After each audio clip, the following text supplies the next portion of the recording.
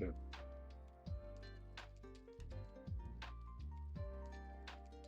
Hmm. Test one, two, test one, two. All right.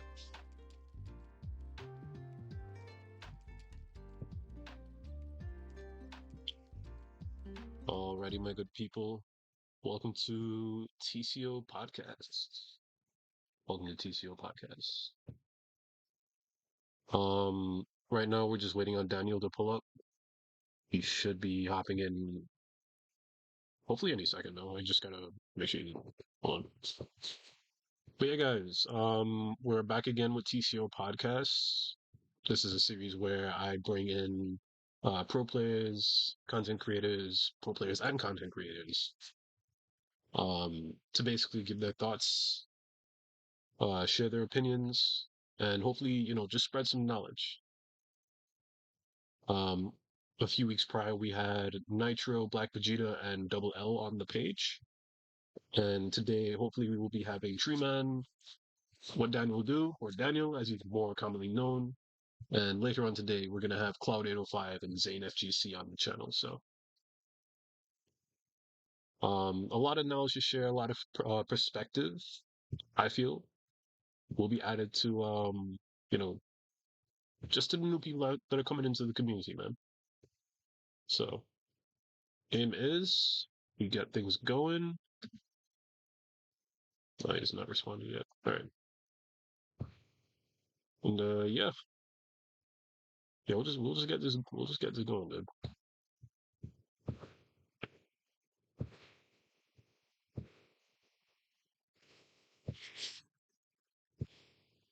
Regardless of that though, how have you guys been? I know it's been a minute since I've hopped on stream and stuff, so a lot of crazy stuff has been happening within TCO that I've had to take care of, but they have been resolved to an extent, I hope. So we are back. Um, Definitely going to be sticking to PC more going forward, though. PSN has definitely been very rough to deal with this past week. But yeah, Treeman went to go do something. He's going to be back shortly. Still waiting on a reply from Daniel, and we'll get started as soon as they get here.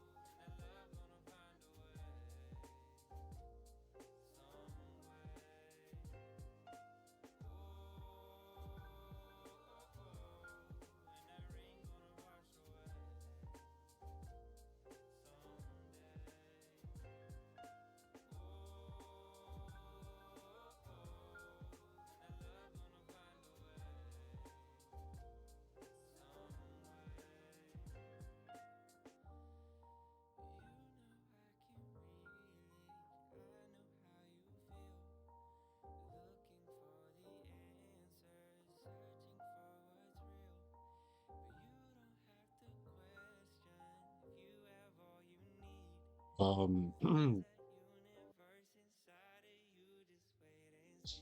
all right, hold up.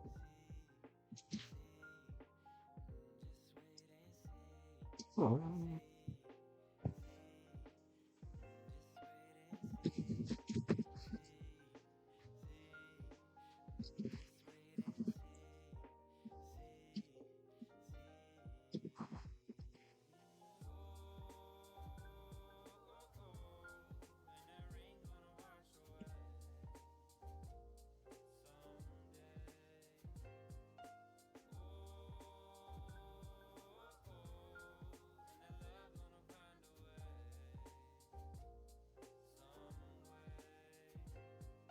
Yo, test one two, test one two.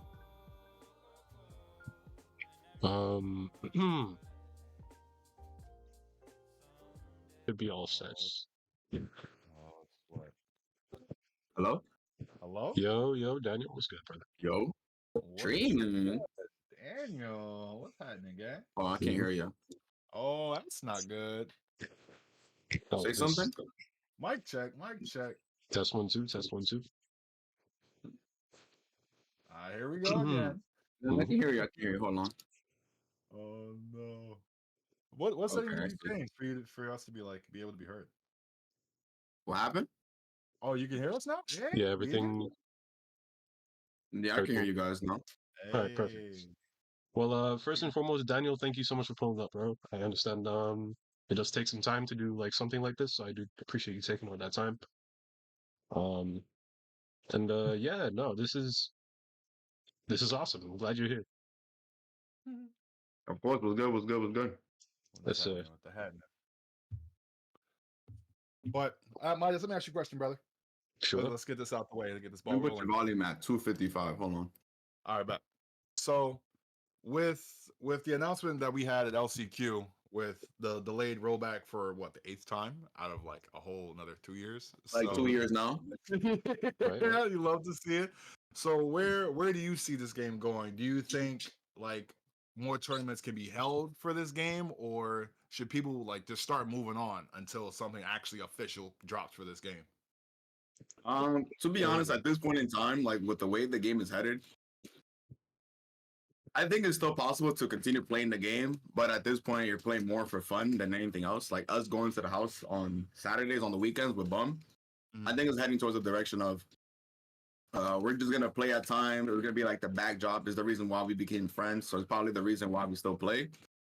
mhm. But other than that, I think it might be cooked. Yeah. Yeah, I'll definitely have to agree with Daniel on that.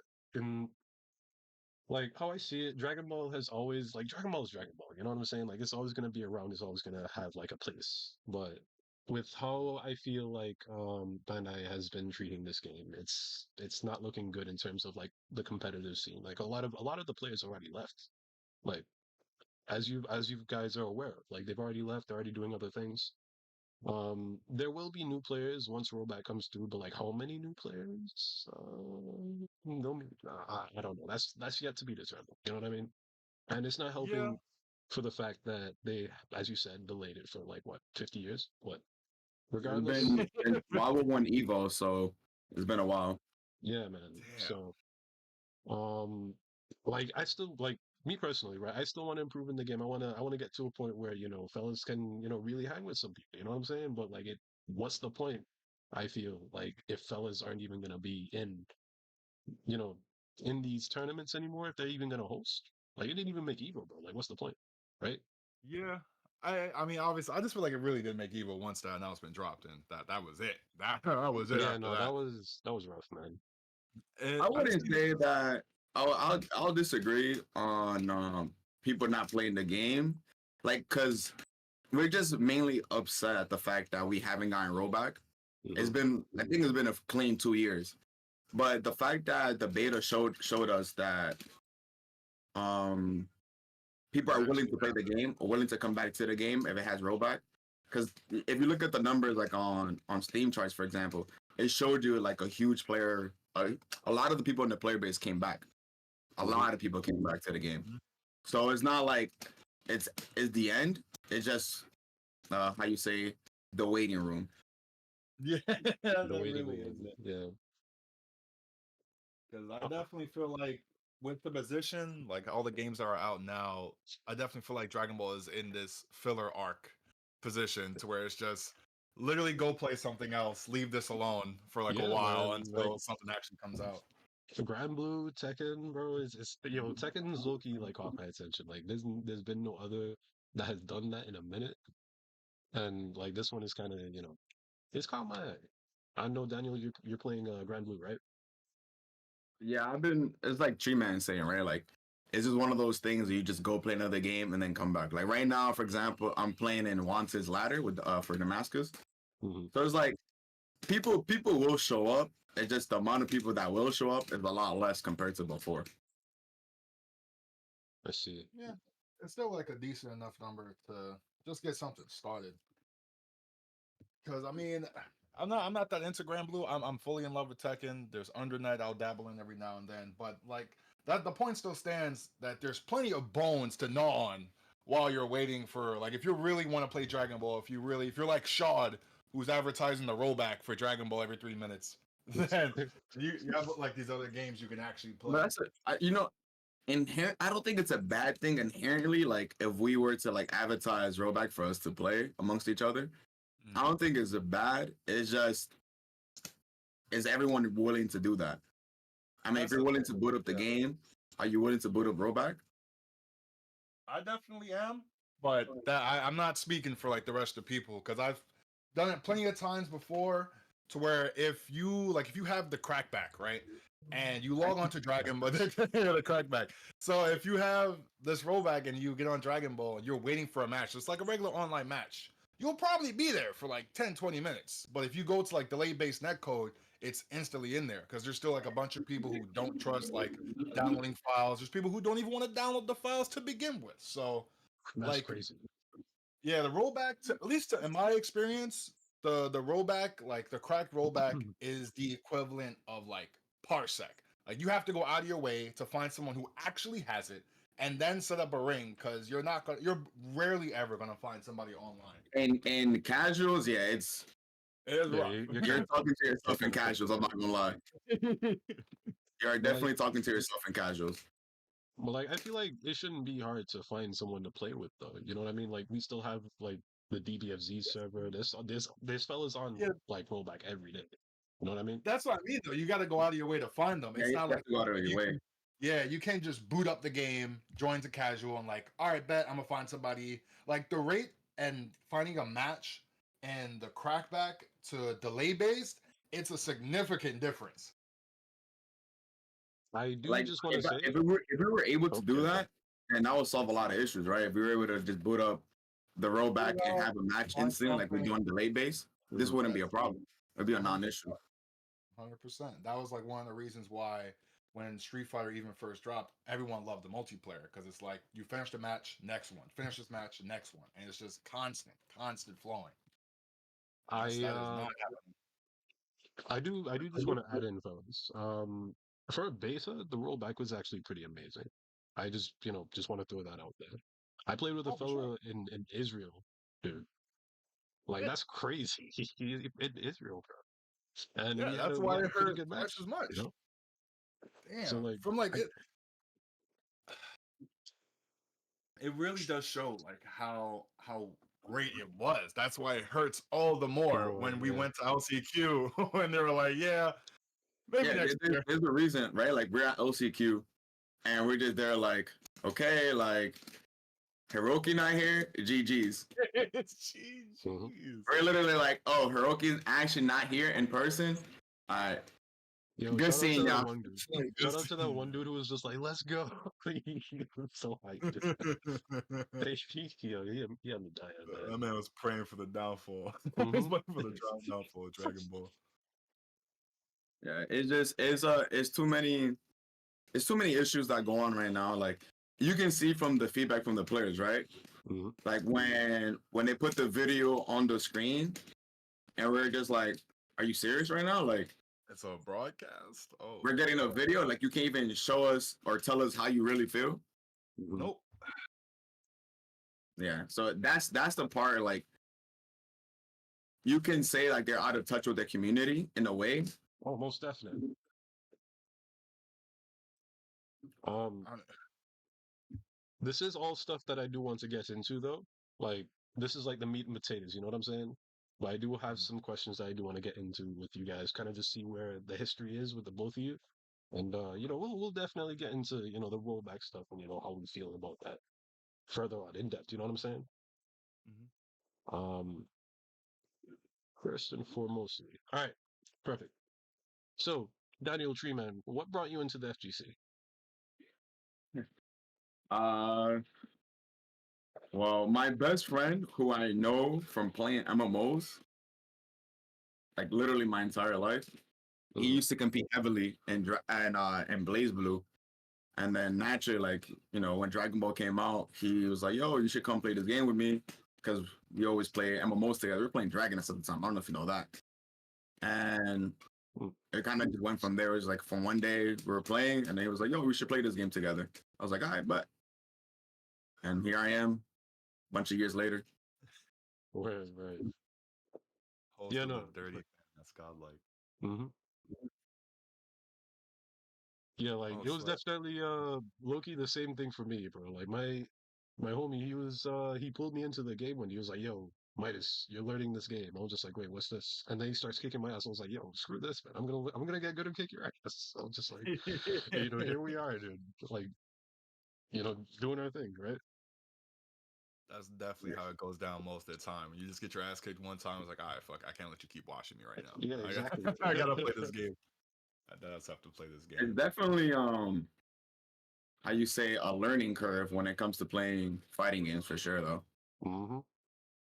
Just action-packed chess. It's really all of it. Like all it Like, is, if you really think about it. like you get punched by Bardock enough times where you start winning. Yeah, like once you just get mashed on enough, it's Mm-hmm. like, all right, I can learn something here eventually. I mean, through the FGC, shout outs to Lap. If it weren't for that fella, I definitely would never be here. Cause Wait, Lap outside of the community, Trima? Lab's been my homie since like high school. Oh, Word. that's lore. That is Yeah, lore, dude. Lord. I've That is definitely what I actually did not know that. I didn't know that. yeah, Lap he was like out of everybody, he was my only training partner before I found anything. Cause I started off playing Injustice. My friend kicked my ass in that, and throughout the entirety of Christmas, I had to learn the game to fuck him up. And then I was playing with Skullgirls. Nobody played that game until I met Lap. And Bro, then every Skullgirls is fighting such a game good we've game. ever is the Oh, greatest Lap fighting plays game of everything. all time. Oh yeah. Like me and Lap will at least like me, Lap, Faulty, Dragon God, Scrub Daddy Lee, Ironside, like a good fair share of fellas that I know will just play a large variety of fighting games. But Mm. yeah, Faulty, Dragon God, and Lap are definitely, in my eyes, the top three fellas that would be pretty good at anything they play. Literally anything. But if it weren't for him, I think it was because after a while, our patches got out of sync because he was on Xbox 360, I was on PC for Skullgirls, and due to the patches being, out of sync, we couldn't play that much anymore. And we just looked up fighting game tournaments. We saw NLBC all the way in fucking Brooklyn. Didn't know about bums yet. So every Saturday we go down to Brooklyn to play Dragon Ball. And then eventually we ran into Team Stickbug. Yo, shout out to the TSB, the plan, who told us about bums. And ever since then, we've been coming to the house, and the story has been told. That's actually OD. I didn't know that information. Yeah, that's Yes, fine. if Lap is definitely the fella who taught me how to use charge characters. A lot of stuff from fighting games I didn't know, I learned through Lap. Like if he is my ride or die 110%. If not for him, I would not be here in the FGC for sure. Oh, so you're saying, Treatment, there's a verse where we couldn't have met? 100%. It would only be Lap, the true champion. The true champion. So Oh man. did Lap put you onto Napa, or is that like your own, preference, personal pick? No. Nappa, it's the closest I'm ever gonna get to Raditz. And he summons a goon. Just That sounds those two good, aspects was cool enough. And then I think I saw it was Calimac. I watched Calimac do the simple reset with Spit Cyberman. I'm like, yo, hold up, that nigga got restood? He can do that? I'd say less. I'm learning this. Yo, And then shout out to Nappa's been my Calimac, favorite man. ever since. 100%. Shout out to Calimac, show him some love in his album. But definitely seeing that he could reset you, it was like that really sold me off rip. And ever since then, I couldn't let go of this character. I see. And Daniel, I see you got Videl on your side. Like, what was the lore behind that, man? Oh, that's free. That's So free. the same homeboy, um, he smoked me. This is during what, season 1, 2, whatever. He No. smoked me with Adele, and naturally I was like, nah, how the fuck do you beat this bitch? Because there's no way that I should be losing to this whore. So on me labbing the character, learning how to play against that, I was like, wait a minute, this character's kind of lit. And well, after doing that, I was like, yeah, it's time to play her. That's literally what happened. I was like, yeah, I'm gonna play her. Oh man, I see. she's straight up waifu material. What about you, Midas? Hey Like, man, what determines you to play? Like, how did you find your heart for Dragon Ball? bro, I'm gonna be honest with you. I started playing the game like the day before GT Goku came out. Mhm. And around that time, like the blue haired characters, they weren't necessarily as good. Like I had all blue characters. Like it was blue Goku, blue Vegeta, and then blue Vegito. At the time, that team sucked. I'll be honest with you. Oh, you was love. Yeah, it was crazy, man. And after a while, I started watching Hook's videos. I was like, yo, Piccolo's kind of lit. And I started playing Piccolo for like a year and a half. And I was cooking fellas with Piccolo. That was cool. That was nice. Then UI Goku came out. I switched to him. So I had Blue Goku, Piccolo, UI Goku. That team was the shell. Like I started season 3, that team was the shell. That was just my team, right? And Piccolo got buffed, but not buffed enough. UI Goku got nerfed too much. Blue Goku stayed the same. So at that point, my team just got kind of power crept. And then my buddy just told me, "Hey, start playing 18. You should have been playing 18 because she's really good." And I didn't believe him at first because I was like, "Yo, 18, all she does is just toss up barriers, bro. What does that do?" And at the time, she wasn't even that great either. You know? Does he know? Yeah, Yes. he knew, bro. He knew what was about to happen. And I was like, all right, bet. I'm gonna start playing 18. I didn't know how to play her at first. I was just like, all right, I can't run up to fellas with her. Um, and then after a while, just like, all right, I'm gonna just let fellas run to me because I have a barrier. I have literally a brick wall. And I started cooking with her, started mixing with her. I was like, all right, bet. So Blue Coup 18, and then Lab Coat came out. I was like, this is perfect. This is the wor- perfect. the world is at peace, bro. Like I got a character that could debuff fellas, that could spit on fellas, like Gotenks, except anti-airs. I'm just like, all right, Yeah. cool. This is lit. And then she got nerfed, but that's fine. I still play her. She's still lab coded. Like, I think yeah. one of the important things is understanding that it takes a lot to be good at a fighting game. To be honest, it takes a lot, like a lot, a Absolutely, lot, a lot. absolutely. Like some people would sure like everything else in life have that talent that they're just born with, but a lot of times if you really want to be nasty, you have to put in so much work. Yeah. It's like to be nice in a fighting game, aside from natural born talent, I definitely feel like you can craft greatness. Cause like look at Sonic Fox. When he was growing up, every waking moment of his life was like his brothers was like also even Wobble included, like they have Mhm. family relatives who are ridiculous at fighting games. And like imagine that. You wake up, you're like 5 years old, like, it was good. My dad's an Evo champion. That's my training partner. Yeah, no, that's crazy. But So I like, definitely feel like if you're constantly fighting greatness, you yourself would naturally become better. Yeah. absolutely, absolutely. Like to put in perspective, um, if like I'm gonna just give my own 2 cents. You guys, share whatever you think, right? If you're getting good at a fighting game, at the bare minimum, you should at least be spending an hour in the lab, like almost every day, at least an hour. I know some pro players they have more time on their hands; they can input more time into that.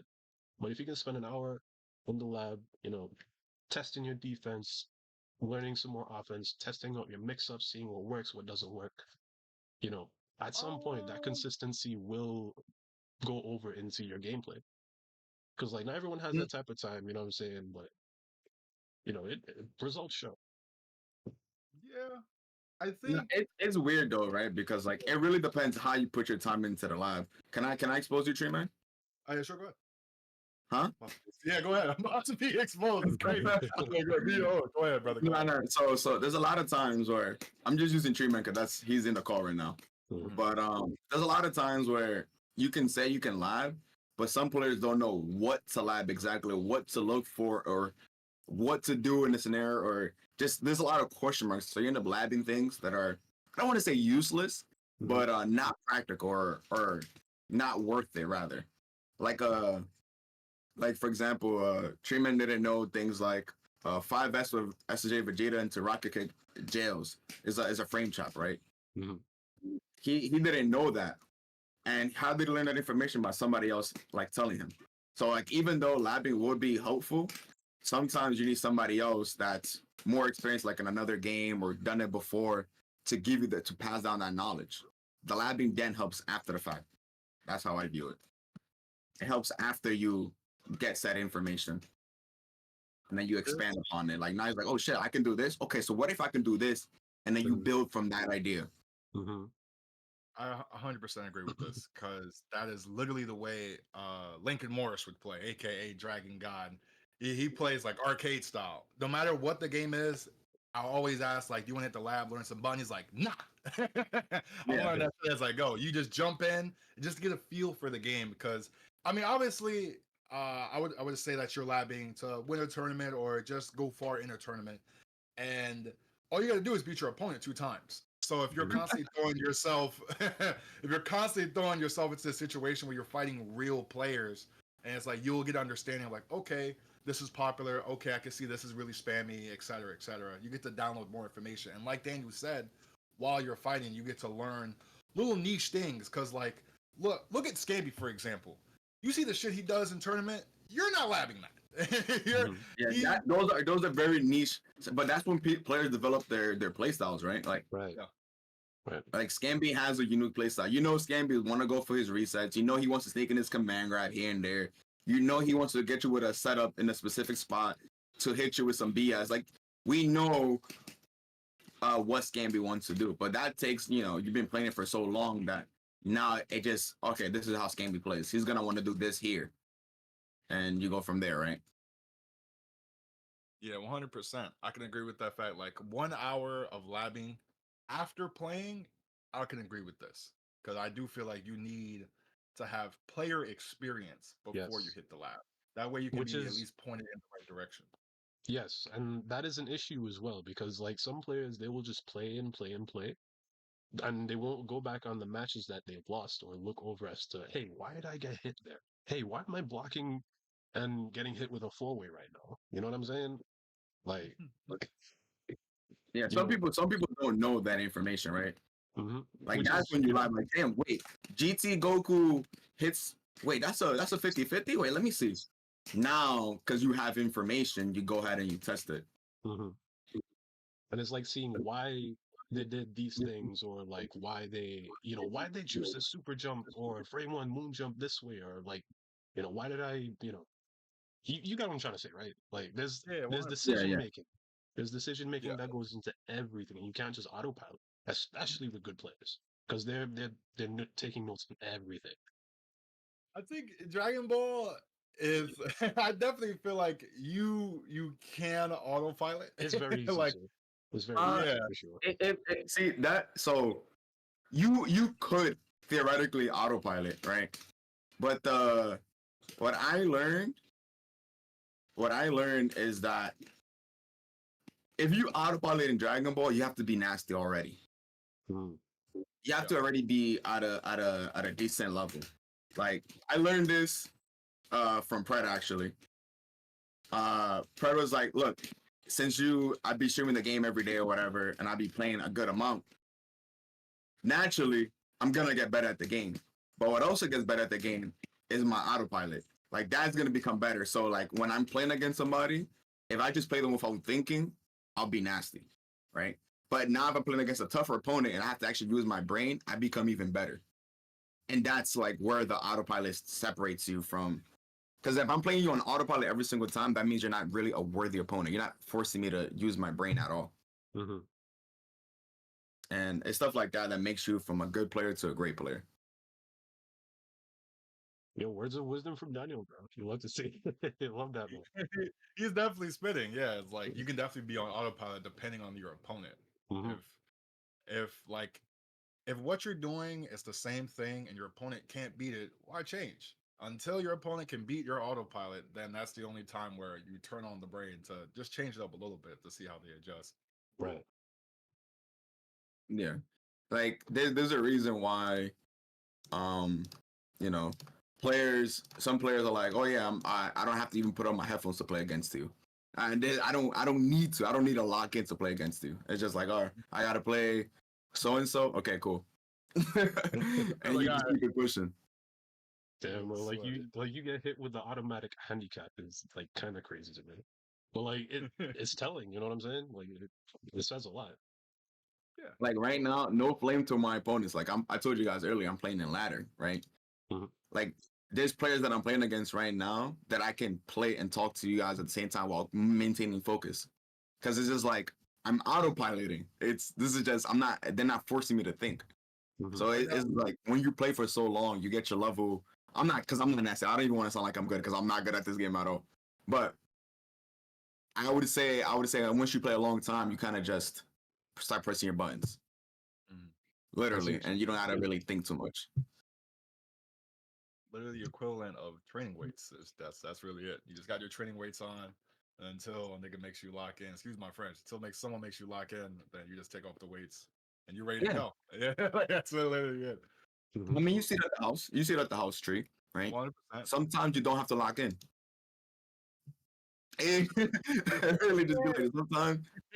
You just don't have to. Sometimes you just don't have to lock in, and that's just what it is.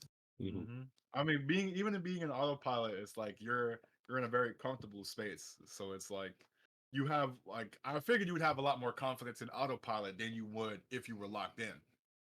Because it's like okay, like you don't have like once you're in this autopilot state, I feel like you won't have as much respect for your opponent. It's just like okay, you're not beating anything I'm doing, then okay, I'm gonna just DP on your Oki. I don't have faith in you anymore. Yeah, but I think you should earn my respect. I don't think the round start you got my respect. No. Oh no, definitely not. Yeah, I'm like we need to see a reason to where like okay, you're OD and like a decent standard. I'll change something up for you. Yeah, Mhm. like I don't know if you ever noticed like when you play, it's so weird. Like at the high level, like watching high level play, Mm, you all right. So let's say you have like the entry level play, right? You play like a scrub, blah blah blah. You don't really know too much about the game, yada yada yada, right?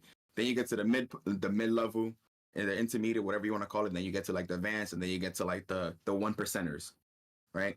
If you ever notice, sometimes at times when you're playing like that 1%ers, when you have like the best of the best playing against each other, mm. they start reverting to scrubs to the point Oh. where you're like, why the fuck would you match here, right? But it's Mhm. because I know that you know that I know that you know. It's like so many layers that Yeah. is like you know if you match you're gonna die, and because you know this information is the reason why I'm gonna like Not gonna they lie start to you, doing dude. scrubby tactics. I've seen the same thing happen when I watched the match between Wade and Hikari at your house, actually, I think. Like they played like a first to five and like Wade would do certain things and get certain hits in situations where he's just like, bro, why'd you match it? You know what I'm saying? Yeah, You could have So died. like that's a perfect example of that. yeah, it's one of those things where you DP one time early on, and then you never DP again. You just did it to show your opponent, I got what it is. this can happen to you. Let it be known. Yeah, let it know that I do have the button to DP you still. Mhm. Oh But my fellas, I do goodness. want to move on a little bit and ask you guys some more questions about where like kind of like the genesis, if you feel what I'm trying to say. Okay. Um, what was it the anime or like was it more just like your friend group that like drew you into DBFC to begin with? Dragon Ball was the only thing I Um, needed to hear. I'll be honest with you. Hmm. Like Dragon Ball Z fighting game that's not Tenkaichi or Budokai, I'm in there. Not Like an arena fighter, dude. We love to see it. not an arena fighter? Yeah, 100%. I already loved so many fighting games to begin with, so this was just another like layer to the cake that I'm just happy to be a part of and just to play you said what got me into the anime or the game? No, no, the like game, was right? it like the anime that got you into the game, or was it like an outside source that like was like, hey, yo, play fighters, Oh, dude? You know? mm. Well, for me, like I was saying earlier, it's just my best friend, one of my best friends that pretty much got me into playing fighting games. Hmm. Yeah. You did mention that. Yep. It. I mean, like who who has played Dragon Ball and not heard of the anime though? I mean, That's you'd be There's a surprised. few, There's a bro. lot of There's a players few. actually. really. Hmm. Yeah, And like I understand not watching it, that's fine, but never hearing about Dragon Ball, like, okay, and you, maybe not hearing this guys. yeah, yeah, like I've Hearing this never guy, Yeah, hearing this no. haven't guys. watched it, that's fine. But to not hear about it, like everyone has done a Kami how once in their life or seen someone do it. Neo is one of them. Facts. Neo is one of them. Yo, that's crazy. Good shit. Like, Actually, not gonna lie to you, dude. Like, it was definitely the IP itself that like brought me into the game to begin with. Because like when Dragon Ball first came, when DBFC first came, I was just like, it looks cool. You know what I mean? Like, it wasn't really like that deep for me. And as I said before, like my buddy was like, "Yo, hop on this game," and then here we are. But yeah, no, it's definitely like Dragon Ball is gonna be here forever, dude. So like no matter what type of game that they put out, like let it be a Breakers, if you guys ever heard of that one, or Oh yeah, no. There is the Sparking Zero. You know, there's always uh gonna be people for it. that You know what I'm game. saying? That game will be fun, but it's gonna be an arena fighter, which is not gonna draw what you obviously as mean, much. bro? You see Xenoverse 2? Stop playing. Oh my god, no! A Bro, little Xenoverse 2 RPG is like Dragon GTA Ball. 5 of DBZ, bro. That's like It's that's living forever. it's just an RPG. I mean, oh, matter of fact, I'm glad you brought this up. Saying there's going to be no other game that's gonna like be up to comparison because the only thing that we have high copium for, which is 2 games, which is Project L and the Hunter x Hunter game that was announced. God, I hope that's good. I hope that's a good game, dude. Like Hunter x Hunter is such a beloved series, man. Yes, I'm actually catching up as we speak. It's a ridiculous anime for sure. I definitely like for this anime at the beginning, it wasn't much that was like I was enjoying, but it was very cool because they how I put this in Hunter x Hunter, they just every hero and villain is logically like breaking down their opponent, and they're just like there's so much logic, there's so much like Yep. And Hunter intelligence. is saying there's logic. Yeah, I think Bro, there don't is. get me started. Don't get me started on Hunter x Hunter. Don't get me started on that boo boy ass show. Oh, damn, you don't fuck with Hunter x Hunter? No. Don't get me started on that boo boo ass show. You don't fuck with Hunter x Hunter? No. It's cool. It's cool. No, I think the show is cool. Let's continue. That's another podcast. God damn. All right. But with the people that made Marvel 3 are the same people that's going to be working on this game. So that's that I guess for word that's going to carry for brands. Hopefully it will be a ridiculous game. I'm literally just watching this whole anime now just to like make a team and to feel connected with somebody when the game actually drops. And there's also Project L, which it looks ridiculous. Like on paper, visually, the game looks OD. But I feel like with the buttons and controls that they have, that's what's really going to determine if people are actually going to play it or not. Because with that sense of like Granblue is a good example. Because that's the one of the games I can't think of really much any other game that has this to where you can do a simple input to do a special move, or you can just actually do the special move. With that being said, like that's what's going to be in Project L, which I feel like you could actually do real input, sure, but there's going to be a large brand of people that's just going to be doing the simple controls, and they can just fuck you up with that alone. But that's how like the games are moving on right now, right? Like a lot of games are moving towards that direction. Yeah, That's like look true. at Tekken 8 for example. You know the heat system that they implemented? Like you could do a chunk of damage just off of pressing just one button, dude. You know what I mean? That's just Just a ridiculous, bro. singular button. Yeah, a lot of these games, that's a common theme. You just got one button that will win you the game. You got the drive impact in Street Fighter. You got the what's that move in Grand Blue? It's like you like break them off of you for the cost of 2 Oh, crystals. Guard Cancel, Raging Strike, yeah. Yeah, I heard guard cancel might get his boo boo, man.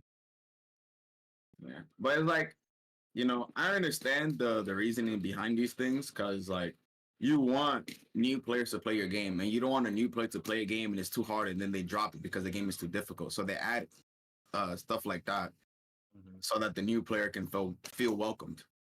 Yeah, to give them that fighting chance. Like Yeah. I'll use Drive Impact as a good example because I was watching a streamer and he was saying that Drive Impact is one of the greatest mechanics in any fighting game because at all Drive levels, Impact? Drive Impact because at all levels it's impactful, like pun intended. Like at all levels of difficulty, at highest level, even to the lowest level, Drive Impact has such a significant play, and it's something you have access in your utility, like off rip. Like off rip, you can do this. at any level. Like it shows that people can obviously spam it, but even at the highest level, even like the Capcom Cup, if you're in burnout, there's just this scary chance that you get hit with this one move, and all of a sudden it's just such a game changer, whether it hits or block. It's because my bad. It's one of those things where it's like Drive Impact being so strong, it enables that player to feel like they're actually playing the game. You know what I mean? Yeah. The thing is, though, is this ease of access good for the community, like for the FGC Yeah, on a whole? because Because like more games Yeah. are the gonna pros be. can counterplay. The pros can counterplay, and the scrubs don't know, but the scrubs still feel like they're playing. Yeah. Like in we'll use Tekken 8 as another example. In Tekken 8, you have your cheat sheet where if you hold R1, you get to press a button a few times, do a combo, do your guard crush move. But as a trade-off, all the moves that you're doing are punishable. So if you fight anybody that actually plays the game or knows like any frame knowledge, they'll just keep punishing you. But there's that, like Daniel said, if you're fighting a pro player, you would struggle a bit because they know what they're doing, but you can still beat them because like the tactics that you're constantly using. Like if you're just fighting another random scrub, then you have a good chance of beating them because of the accessibility the game has given to you, which will Mhm. obviously invite more players, will make our community grow. And if they ever want, like, because I feel like at some point, and any person that plays a fighting game at some point in their life, they're just going to be like, okay, they'll eventually learn numbers. They're eventually going to learn frames, or not even frames, just know what's safe and not safe. I feel like if anybody ever plays a fighting game, they'll eventually reach this stage if they truly want to play this game. I mean, some people it's one of those things, right? Like some people are born with it, and other people are they're just not born with it. It really just depends. You see, I feel like no, you got Trevor. All right. I was just saying, like it falls back to the crafting thing again. I don't think it would depend. Like you could, like you said, you could always be godlike at something. But if you just truly like something and you have the will and determination for it, you're just naturally just going to get better if you're constantly like pursuing it. Persistence beats resistance. So if you're constantly like participating in this one thing, then I feel like eventually you'll get better. That's not always true, but It's weird though, right? Because yeah. then a lot of times we hit the mental wall, right? The mental block Mm-hmm. or plateau, for lack of a better term. Mhm. Okay. You hit the plateau, right? And then you get to a point because like progression isn't a straight line going up, right? Isn't a straight diagonal line that's constantly going up. That's not how progression works. There's gonna be a time where that line stops going up and it stays stagnant for a little bit, right? And then it might actually dip a little bit and then it'll go back up. It's never going to be a straight consistency of line of improving, because you're going to get to the point where you can watch everyone and then you run into the big bro, and now all of a sudden big bro knows something you don't. You feel me? Yeah, you gotta Mhm. get your ass clapped until you actually learn. What was the thought you were willing to share, Midas? Um, well, I was gonna say that I feel like there are many good players or potentially great players, but their own mental is holding them back from improving. Like they lose a match and they just get like, oh, screw this game, this game's terrible. I'm gonna stop playing it. They stop playing it for like 3 months and come back expecting to be godlike and realize that everyone else has surpassed them. Or, somewhere along the line they're just not learning from their mistakes or they're just blaming the game. Like what do you have to say to those types of players? Don't blame the beast. Don't blame the beat. Dead ass. Yeah, if you're, I ain't gonna lie. Like, I got two players as an example. Aside, we'll use this guy first. Aside from like, he never rages. I've never seen him rage. But one person who like they themselves is the only reason why they haven't really gotten that much into the game because June. A lot of people know June, and that man is Oh ridiculous. yeah, June. Yeah, He's ridiculous, but because like there will be some days where he's just not feeling. He's like, nah, I'm not into it. Like that's a mood. when he hits a certain mood, he's not down to play, and that would hinder him as a player. He's still ridiculous, but he himself is like, nah, I'm okay. But a person who is constantly raging, though, we got the god of destruction, Sasuke. So Okay. yeah, like he's a prime example of just like I love Sasuke. He's a cool person. Like most people, I'll say this right now: if I met you as a person, you're cool. But if we're talking about players, yeah, I'm gonna talk a little shit here. Like for Sasuke, it's just like he would always lose, and then he would go into his rants, but that's a good example of someone who's upset and doesn't want to progress. Like it, he would always, because I always feel like he'll set himself up for failure, because it would, at some point during the tournament he would lose at least one time, and he's like, nah, this is my day, this is my time, I got it, I'm gonna beat you, I'm gonna do this. There's nothing wrong with confidence, but I feel like the more you're yapping about it, the less That's like it's gonna likelihood happen. it's actually, yeah, like That's you're talking your way out of your situation now. that's a So rule of the universe, man. Like the more you talk about it, the less likely it's gonna happen. 100%. Nah, so the main issue like players. I mean, now that you brought it up, the main issue with players like that is the fact that they don't know what to experiment. It's going back to the conversation we was having a minute ago about like the 5S frame trap, right? Mhm.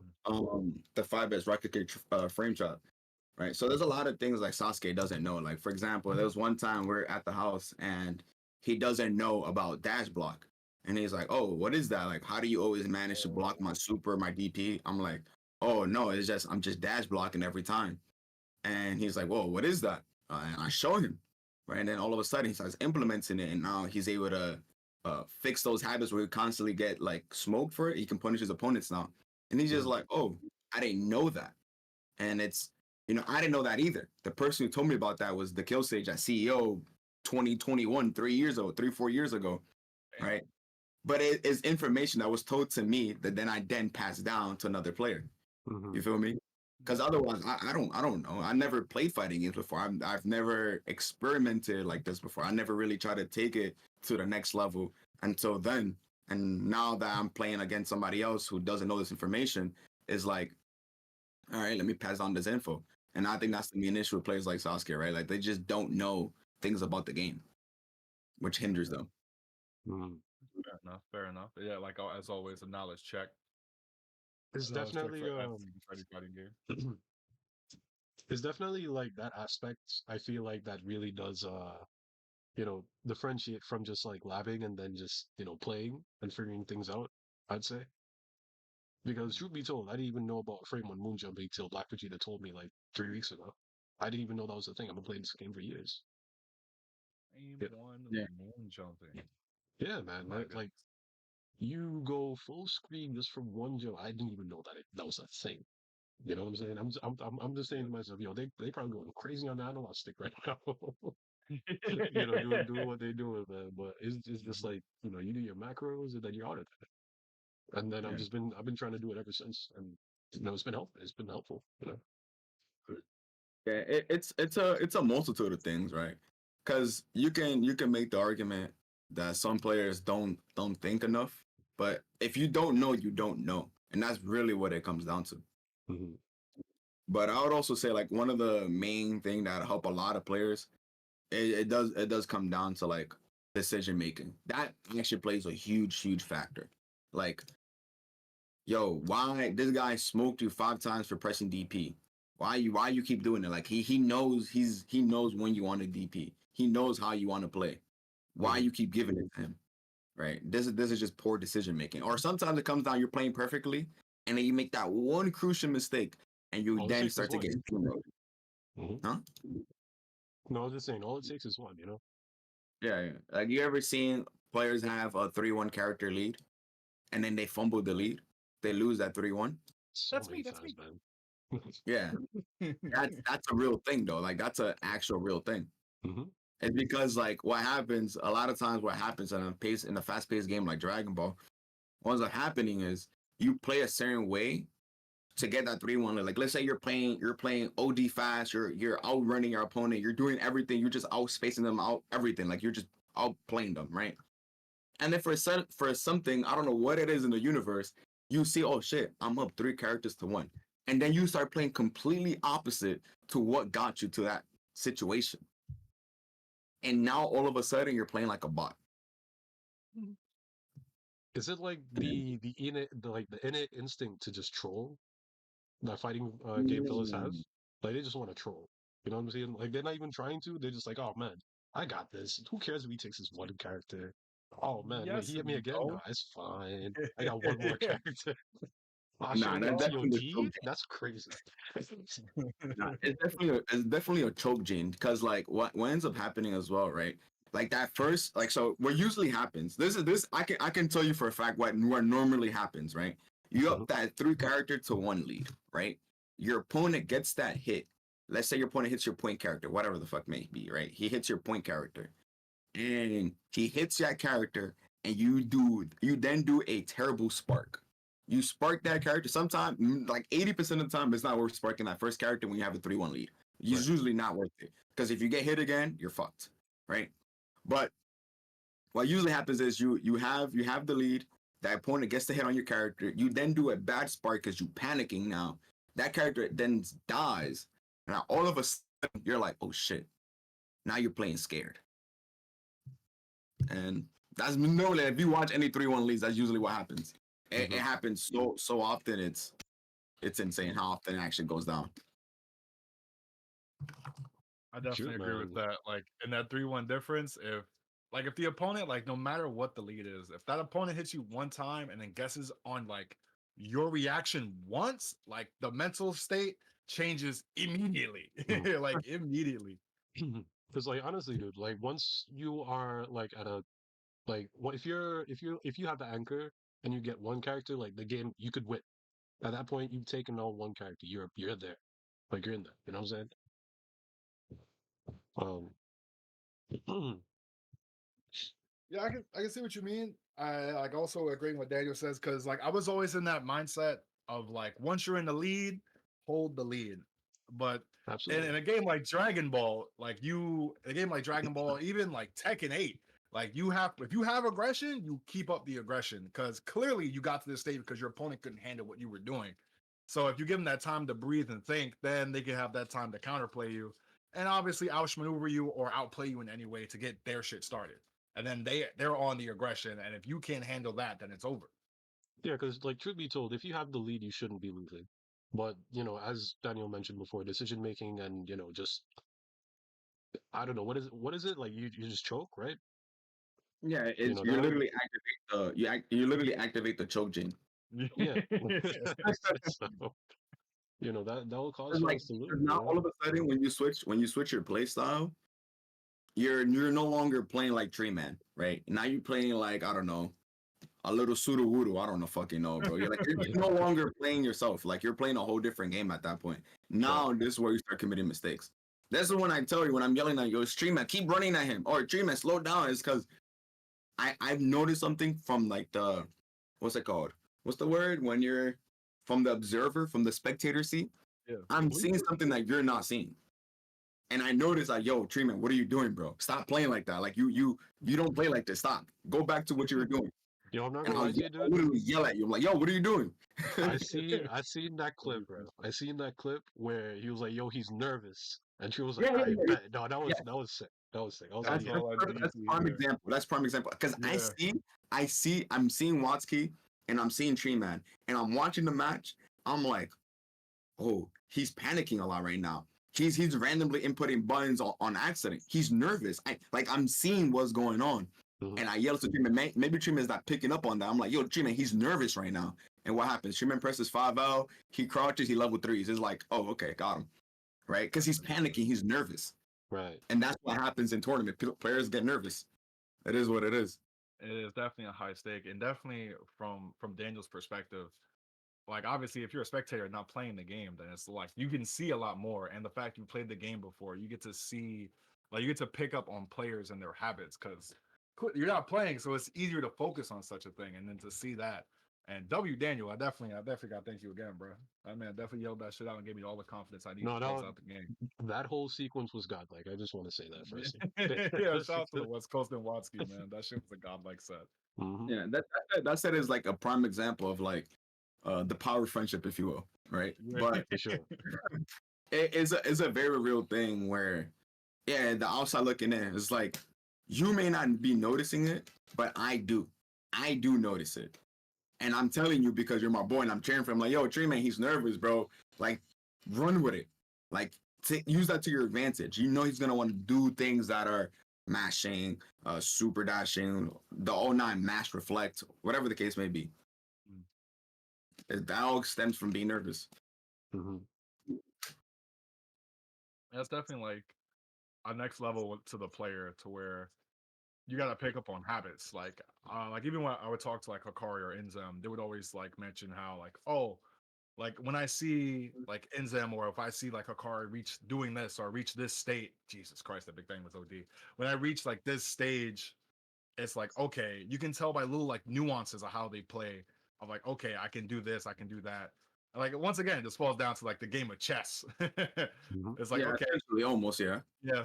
But now you're just reading your opponent, you're predicting them more. It's like you know most of their options because of how they're feeling, you know. I And even definitely. like I would even say is like universal to versus games even, right? Like there's a lot of times a player has a full HP about to get a perfect on a single player game like a Street Fighter, right? And then the player starts backing up all of a sudden because they're like, okay, my opponent is one hit away. I don't got to do too much. And all of a sudden, them playing like that, they're getting whittled down little by little. Now, Mhm. all of a sudden, as well, is like, damn, I'm one touch away. Oh shit! Like, what happened? I do feel like though, like when you hit a certain level in the game itself, like anyone can win. If you get what I'm trying to say. Because like right now, I wouldn't say like there's an actual best in the world when it comes to Dragon Ball. Because like there's days where Hikaru will You can start wash, right there. or or there'll be days where Inzam will wash. But you know, it definitely feels like any player could probably get the upper hand. What do you guys think? Oh, 100%.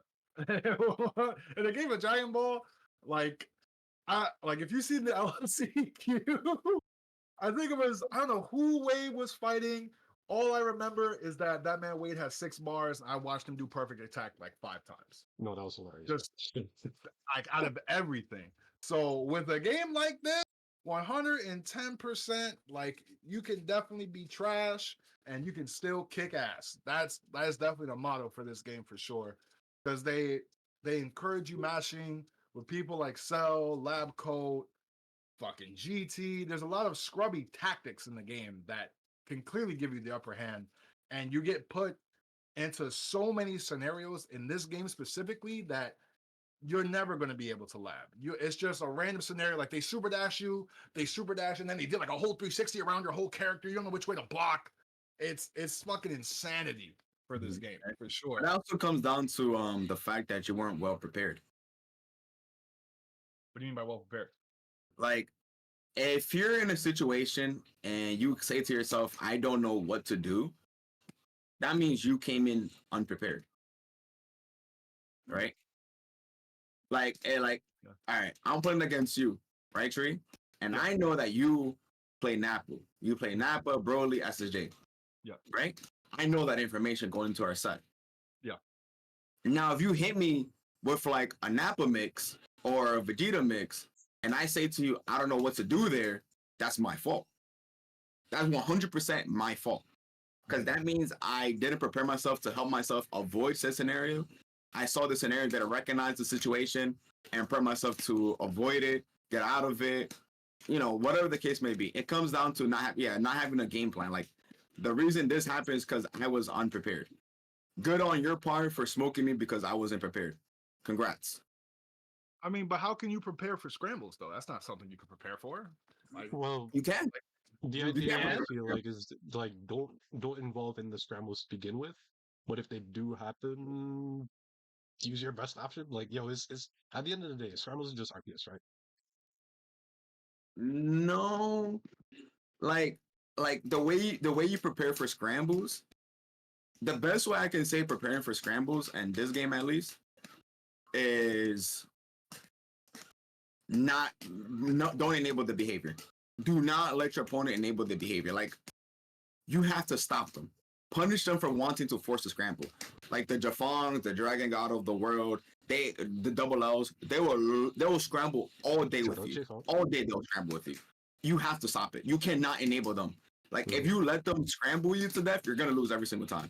Every single time, you're gonna lose. But it's really hard to be like, damn. Because Dragon Ball's so fun. I also want to press my buttons. Oh, but they want to press their buttons too. But their buttons are better than my buttons all of a sudden. And that their buttons are doing more damage than my buttons. And that creates a problem. But just to press forward a little bit, gentlemen. What could you say was your favorite season and your favorite characters in that season? I'm not gonna Season, lie. season right now. Yeah, Season. yeah, for sure. Vegeta's so OD. Oh, this For season. This sure. season right here. I see. I Yeah, see. I from out of everything, from obviously like the cool stat meta, like from all the different metas that we've had, Mhm. despite this one being the most chaotic, it's definitely the most fun. Like, Yeah. In terms of fun, this one. In terms of competitive play, probably like season 3. Yeah. if we can go back to like, yeah, in terms of competitive play, if we can go to a snap meta, I'll be all right with that. But I hit you one time. If I win the neutral, my reward is I get to whittle your team down forever until you can block it. I don't think in this current state of the game we can have a snap meta, to be honest. I I, don't think it's viable. Against certain characters, no. Like if I feel like if you snap in a character that has an air reversal, like or an air level 3, you can't really do snap mix on them. Because Now I'm despite just it, saying I don't think it'll be viable in the game right now because you're literally dying every single time. yeah, yeah, that's also true. Like you should always be able to two touch free now. Like if you have 2 assists, you got your main point character. Most characters already do mad damage. Like Jiren is a perfect example. It hits you with like 2L, 2M. He has like 5 medium starters. So if it hits you at any time, like the next hit's guaranteed to kill, or that second hit is going to kill. Mhm. Yeah, do you really think I want to get snapped in by Jiren and hit either 2L or excuse me, either 2M or JL and die? No, I don't. Look, 'Cause man. like because the thing is characters are buffed so much with their routes now that they just do damage. So like you get hit once by cross up, you're literally losing 80%. Yes, sir. That's You the think? craziest part about the game. I feel like the snap meta was a very dark time in the game. Some people may disagree. Some people might want it back. I do not. Um, like fellas Yeah, I'm getting good. fuzzied to death, bro. Like you get snapped and you get fuzzied, or you just get high load off of anything. Like yo, that's Yeah, I'm truly not with fuzzies because they fuck up my kind of characters. So I'm okay. yeah, man. Like Yo, I if tried to play cooler one day, bro. I got smoked, bro. Like I that was was like, all it, right, yeah. that was my one and only day I played cooler. That's the one saying that when it comes to universal fuzzies, it's like characters like would just drop in tier list, or you would just have to be ridiculous in your defense if you want to play a big bodied character. Like you're just playing a significantly harder game than your opponent if you're playing a big bodied character. It's Mhm. possible though, right? Like we seen players like the kill stage make it on a big stage playing a big body, right? Playing a big body character, that is The correct. So it's Sage, definitely doable. Are you playing a harder game? Yeah, probably. But it's definitely doable. 100%. Like I said, if you have like good defense, you'll be fine. Like if you're confident in your defense, excuse me, Mhm. yeah, because that's the only thing that's gonna actually keep you alive and have you like hold that big bodied character. Right. But my main issue with Snap is that I don't think the better player always wins there. That's where I think because anybody can perfect the snap because Mhm. it's just a sequence that you repeat over and over again. Because even a bad player can win neutral one time. You feel me? Yeah. Yeah, And Is then there? if that one bad player wins neutral once, I'm not gonna name drop because I'm not trying to violate, but that one player Yo, can we're here for the chaos, bro. Do you think? yeah. no, I'm not gonna violate. Those days are behind me. But I that see. one player can do a snap sequence by winning neutral one time, and all of a sudden they're looked as a top player. Hmm. Yeah, because I feel like you get more 50-50s off of that. Like you get the mix up, which is kind of how Well, yeah, like you that's win in this game. Like if the more mix ups that you land is like the likelihood of you winning. I feel. Yeah, that's literally it. Like you win the neutral, and then once you win this neutral, like if we're talking like stat meta, like once you win the neutral, like once like Daniel said, if you perfected this little sequence to go into this 50-50, then that's all you need to do. You just need to do this 50-50. If it hits, then you grab them, you do it again. You just keep rinsing, repeating. Like you perfected the snap mix. Like and you just have to win neutral by any means necessary. So you just throw out assists, spam super dash, like these little like scrubby tactics, if you would, Hmm. to get to this part of the game that you know you're godlike at. Like this guy randomly waking up twitching me, right? Like it's and shit like that. That all of a sudden that's my fault, right? It's things like that. It becomes my fault. It's just You have to, like Yo, you said, be prepared for these little situations. yeah. It's what You have to be prepared. Like why did he wake up 2H me? That means I let him. That's literally what it is. you let I let him. him. Yeah, he just the let him Oki go. was not strong enough for sure. It's one reason why I respect Hikari. And whenever like I don't think I rarely see any other player do it. It's like when he knocks you down, he backs away from you. Like he's not gonna take any chances. I'm not gonna bother. Like I know I'm gonna fuck you up in this spacing and neutral. So Not you gonna lie can't to you, do bro. anything wrong here. I feel like there was a day when Hikari hopped on, bro. He just got punched and he just died, and he was just like, bro, I'm not doing this again, bro. I'm Oh yeah, like he probably raged, bro. I don't. I've for seen videos of it. sure. He's probably raged, but Look Yeah. at Cell. Like you fuck up your Oki you get one perfect time. attacks into death. You You hate to died. see it. You fucked up once and you died. I can't stand that. So yeah, you just have the space to where you visually know to where like, okay, this is the range of perfect attack. Okay, they can't do this here. Like if you like I always see if you backdash or like let's say you knock down SS4 and the favorite thing to do is to up tech EX Lariat. You know, if you backdash, you're at this spacing to where you can whip punish it or Hmm. you can block it and then punish it afterwards. So it's just playing safer options than rather, be unprepared and get fucking 2H randomly and you lose a character. It's a better risk reward factor in that sense if you just let the Yeah. opponent get up. It depends, right? Because you have to understand your opponent. Like this guy I'm playing in the ladder for Wanted. My man has shown me that he's willing to wake up DP 2 times already. So like I know what he wants to do. I'm gonna run at him and then press nothing, right? Because like I can feel what he wants to do. I have a sense of understanding on how he wants to play. Hmm. Yeah, for sure. I definitely feel like every player, every single player that's ever played a fighting game, high level or low level, everyone has an instinctual feeling. Like when you Yeah, start it's the running gamer around with a sense. long set, yeah, Oh, that my fault. My literally you guys. chilling. Like that's literally it. Like once, like in the sim, like Daniel says all the time, like how does he know? Like, You know, yeah. how does he know? Like when you get that gut feeling and then you just trust it, you win. It's godlike. Yo, shout It's out definitely to yeah.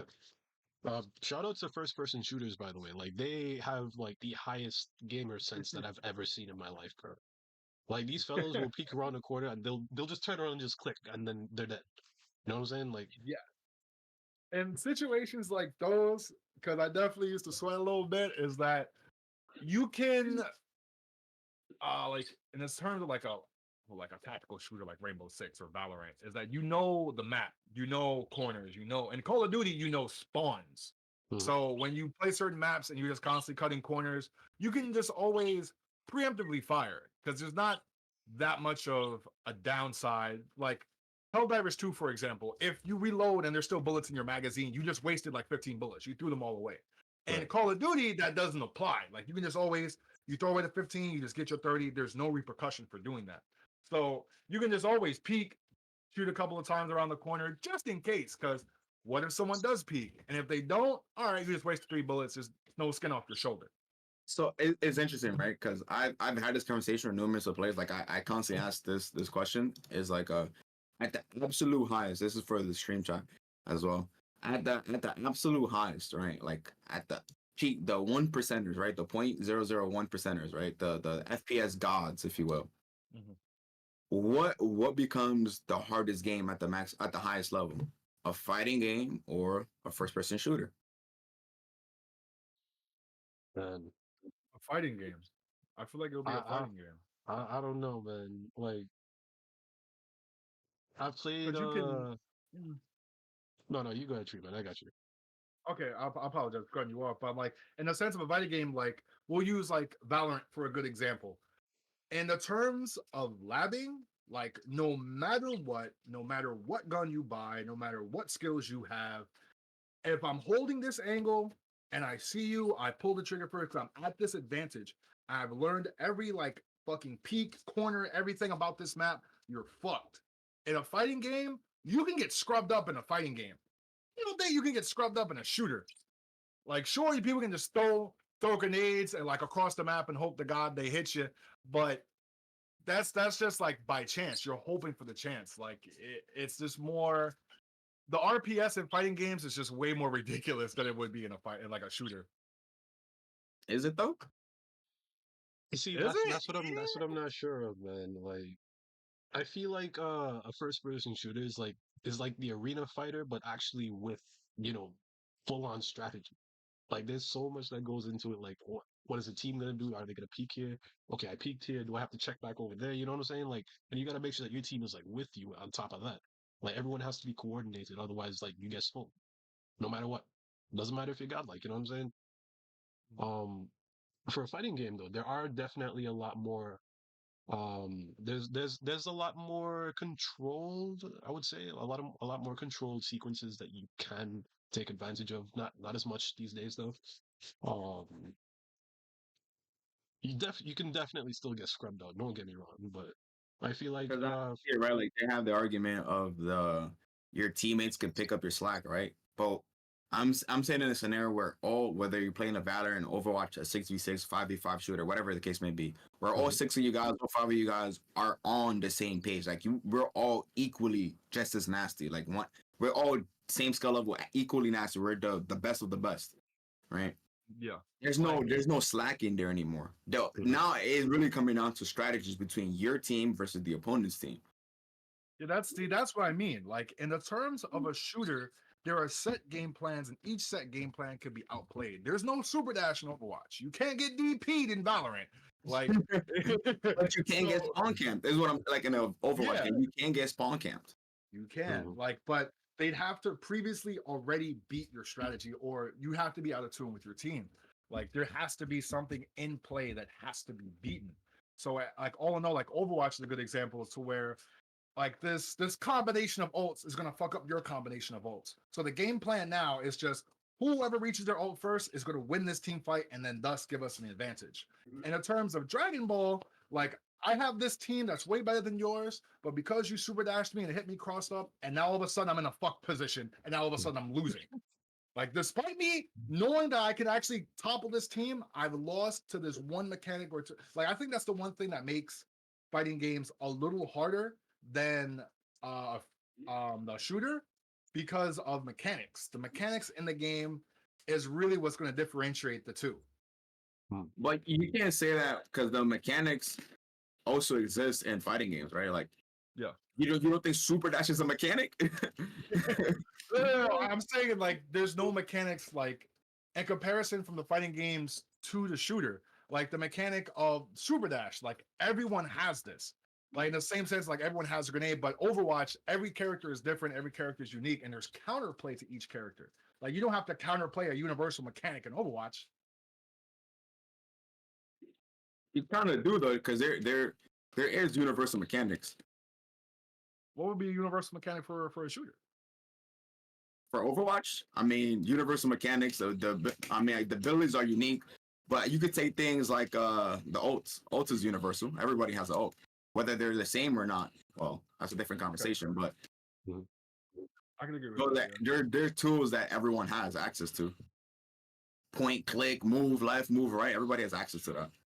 Strafing, movement, crouch. Yeah, that's universal mechanics. You may not look at it as a mechanic, but it is. It is. Okay. Okay, I But can yeah, agree. Like, guys, go ahead, brother. while you guys are on the topic of online films, how has the online community, both PSN and PC, affected your view on Dragon Ball Fighters? I Have know affected me. I can Yeah, know like for a how fact, I can say it for no, apologies to cut you off. But like for like a confident, I could definitely say if I'm having a great day, like I just won $1 million and I'm ready to throw that shit, like my whole move into the shitter, I played PSN 100%. Like if I'm Mhm. ready to mold and I'm ready to like throw my mood away, I will happily get on Dragon Ball PSN. But it's just be able to play so many. There's definitely a diverse of unique players from each half. Like you could run into Daniel online, or you could run into like Hakari. But then again, if you play PS4, you could run into Neo Leo or a Cool Kid. Like these are like a bunch of godlike players that you just have to respect, go to their region, and hope you find them. I'm not gonna lie to you, bro. I run into Cool Kid almost like when he played the game. I would always run into him. Him, Yeah. Prodigy, and who else? I forgot. But yeah, those were the two that I always run into. And I'm just like, bro, what is this? Why am I getting smoked by Gotenks right now? Oh yeah, stylish The execution. Yeah, he's a pretty stylish good player. execution. Yeah, when's the Bunch last of time y'all heard demons, about that from, for huh? sure. But Stylish execution.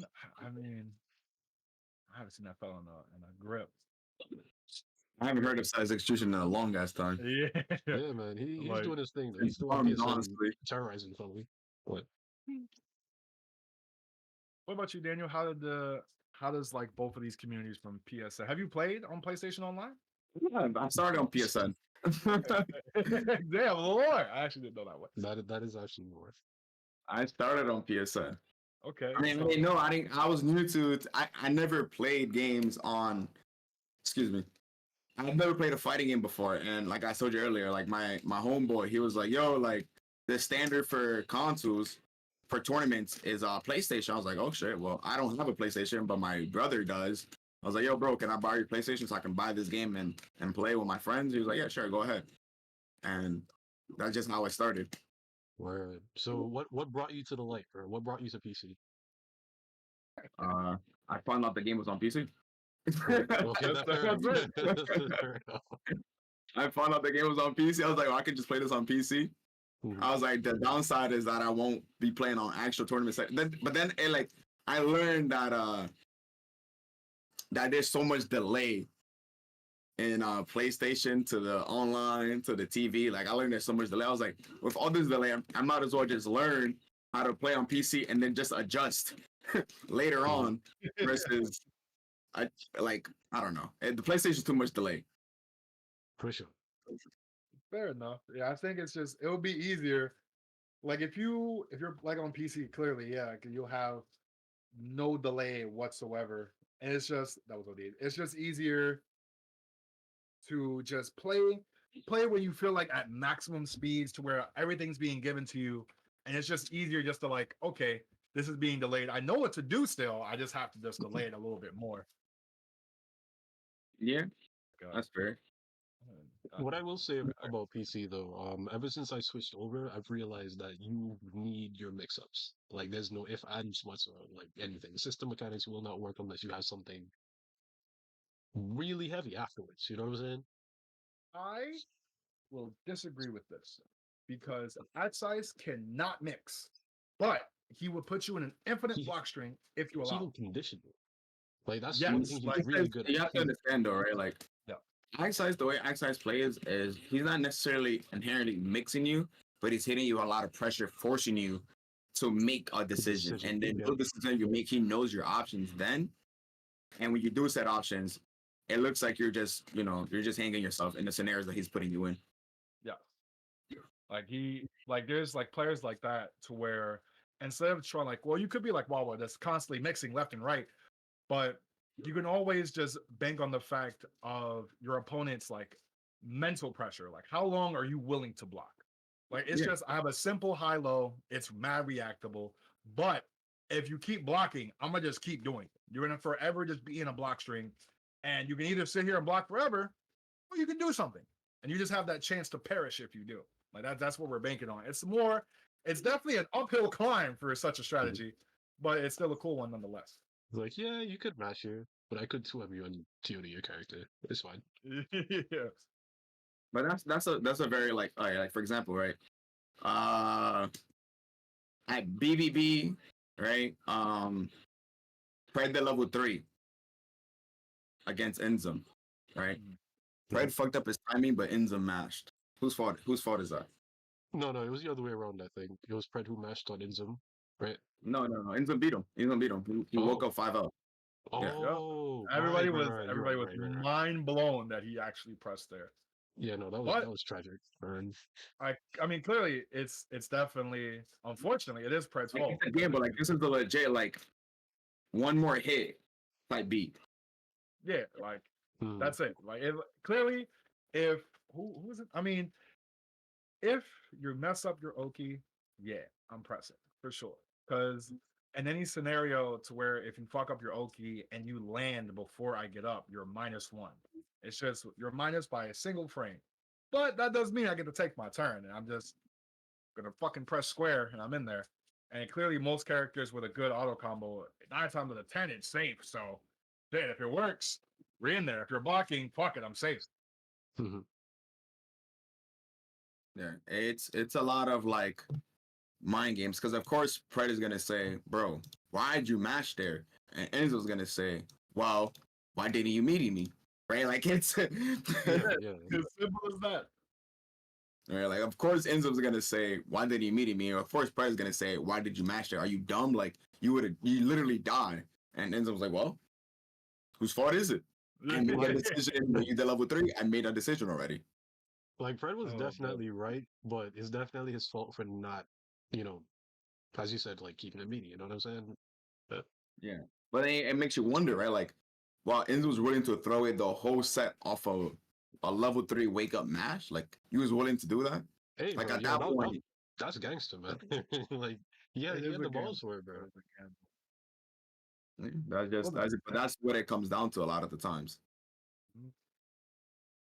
the mental stacking, the mental pressure, just the constant like we started at the beginning, like a game of chess, if you would. Just constant playing the layers for each other and the players itself, just knowing the player, knowing what they can do, knowing what they're willing to do from what you've seen. And Mhm. I mean, that's just the best part about playing in tournaments is like once again, you just gotta beat your opponent twice. So you can always just hold off like your ace in the hole, like all the cards, like who I'm gonna stitch on this player. Like for like Kalimac, for example, he would have ridiculous Naplet setups, ridiculous mix, but he would reveal it to nobody. You would only see it until the tournament came because if people saw it, they would find counterplay for it. And I mean that's it's a good strat to like keep beating players. But then there's players like Wawa who said no matter what you know about me, I'm gonna show you everything that I can do. And that way, that's just gonna make me improve as a player. Because if you try to counterplay it, I have to counterplay your counterplay, which is gonna help him evolve as a player. Yeah, Because and he's it's doing always everything he under knows. that same notion of withholding tech is extremely corny. I've always been against that. I don't think it's I worth agree. withholding tech because what all you do is hinder the community's growth overall when you do stuff like that. Like if I find out, yo, I can do this, this, and that in this scenario whenever this happens, right? And I know this information, but only I know this information, and I'm holding it until the biggest of stages. For one, it's not guaranteed that I'll make it to that stage, right? Mhm. That's one. And for two, when I do it, it's gonna be like, whoa, what was that? But if you think about it, if you would have shared it initially, it would have been like, whoa, what was that? And so, okay, this is how you beat it. This is how you beat that. This is how you beat that. And then it's like, it creates multiple layers. But, when you withhold tech like that, it slowers the growth of the community. You Okay. see, I say that I agree, but I also know like some tech about 21 that like no one's been using. Like, I'm not even sure people even know about it, right? So, all right, listen up, folks. Okay. You know her barrier, right? Like we all know about it. Yes, yes, cool, cool. Yeah. Um, you could just go into debuff off of that, right? Like fellas do know about this, yes? Like barrier into the yeah, because it's a Like special what? move into a super. Yeah, like why is no one using that? That is such that's busted, Because you Loki. can also just do nothing. Yes, it's the chicken block aspect. Yeah, Like, yeah, you can also just do nothing. Like it's very scary. There's a reason why you do stomp. Stomp is the fastest button out of barrier. Oh, because I in see, that, I see, I see, I yeah, see. because when Yeah. you're doing barrier, yes, you're being defensive, and I can't touch you, but you can't touch me either. So if you just do barrier, unless you call an assist behind it, I'm gonna just hold up back and just try to leave the scenario. Yeah, but like And instead, it's an yeah, OS. it's You know an what I mean? OS from Yeah, like if from you if okay, look at it like this, right? Let's say you call okay. barrier, um, you hit the barrier, but you're just like, all right, no, I'm not about to get debuffed or stomped on, right? If like let's say hmm, if I don't hit you with the whatchamacallit, if you don't hit the barrier, then the assist comes out. But if you hit the barrier, like that's a guaranteed debuff. Like you will get debuffed no matter what. They have to be on the floor though, no? Yes. But like Okay, that's what I'm so saying. Like think about situations like yeah, 6M where they probably want to take their turn back. or just like situations where they'll probably want to mash. Like let's say you're staggering, you This is the call. thing though, right? Like you bring up a scenario. So this is like another one, right? Like you say 6M, right? But did you know that if you 6M a lab coat, you really could just IED them, right? Because their 5L hits low. Same thing for Yeah. 18. You can IED them, right? But then the counterplay then becomes, oh well, I know you're gonna go for an IED here because my 5L whiffs and I can jump out of it in time. So now you spin as lab coat because you know your opponent is gonna ID, right? Like it's now you're just creating mind games. Right, right. Okay. Once again, it flies down to the It's layers. stuff like that. Layers. Yeah. Why not just Again, like there's so much that goes into it. You may not notice it, like a person who doesn't play a lot may not notice all the counterplay, Mhm. but there's a lot of counterplay that goes on at a high level constantly. Let's watch it. Yeah, that's definitely a true statement for sure. Mhm. It's and like just becoming a broken record at this point. It's just the amount of layers because the simplest of mechanics definitely just go a long way. Like just 6M alone. Just this one mechanic. If I hit you, you're plus. If I'm plus, that's what 0 on block, and it just leads into RPS after that. Are you gonna reflect? You're gonna dash block. You're gonna match, and it just comes down to what you know your opponent can do and what they know you can't do, et cetera, et cetera. I'm not gonna lie to you. I use 6M just for the mental stack because I know they're probably gonna block it. I'm gonna try to see what they do on like once we're 0 on block. Well, like it's definitely just there for the mental stack because my characters have more options than just 6M. You know what I'm saying? But it is something that's there. Like, hey, I have that. I can do that to you. You know what I'm saying? Mhm. Yeah, I definitely feel like there's certain characters that it just cannot be done. Like I feel like maybe Cell, Jiren, Obelisk's team, Jiren, Jiren's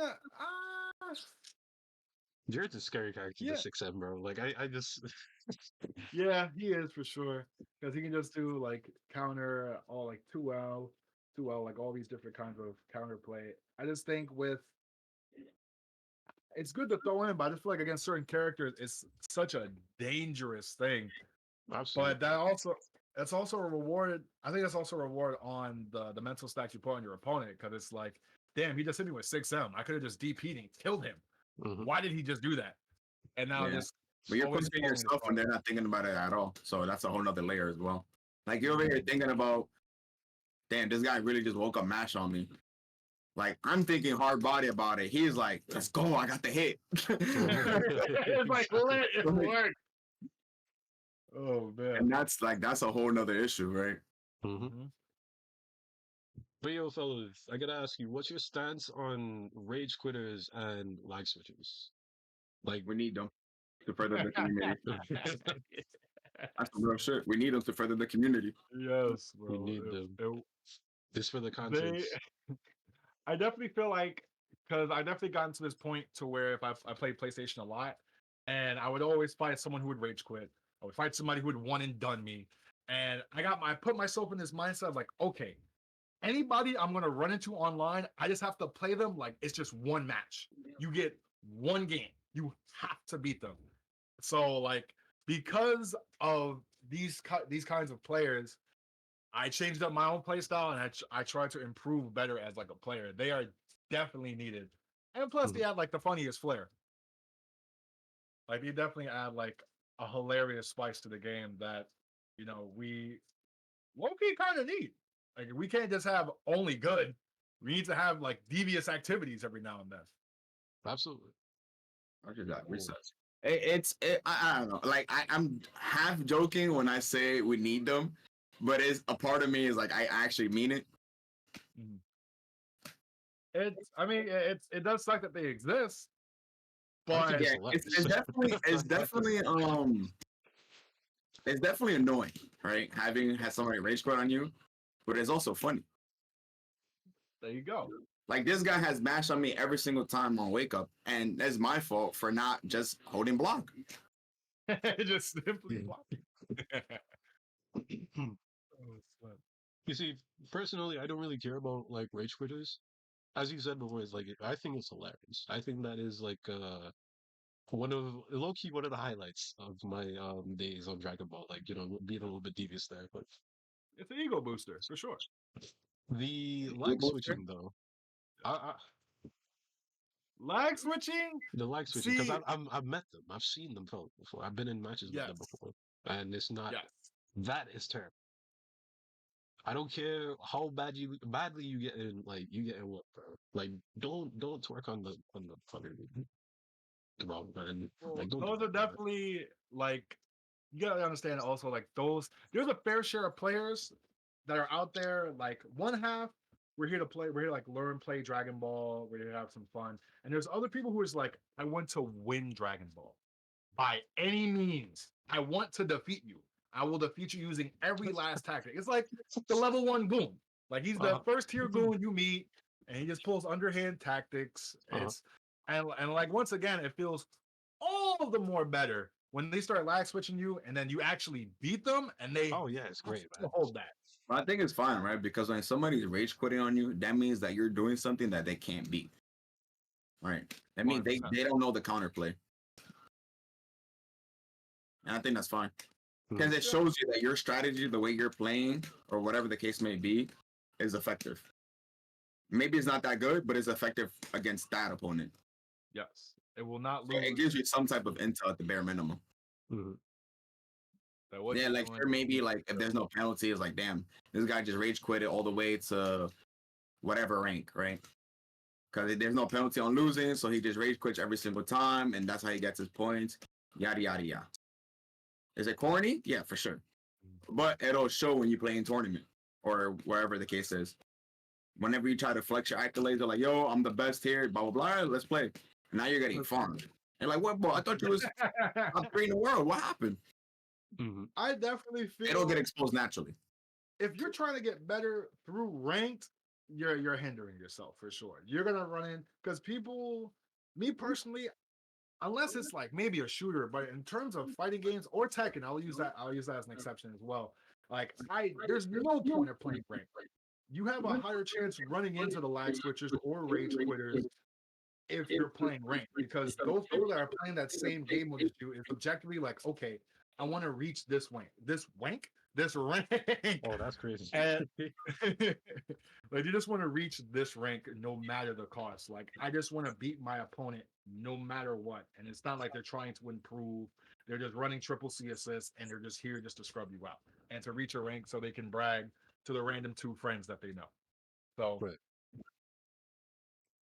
Um, it's yeah, like while I feel like it's good to be happy about the ranks that you get in games, like at the end of the day, as long as you remember, hey, bro, this does not necessarily matter to one's actual skill in the game. Like, just keep that in mind. Sure, the banner's nice and everything, but like to be fair, guys, like you do have to have like a certain amount of skill to reach that level, like to keep winning and winning and winning to get there.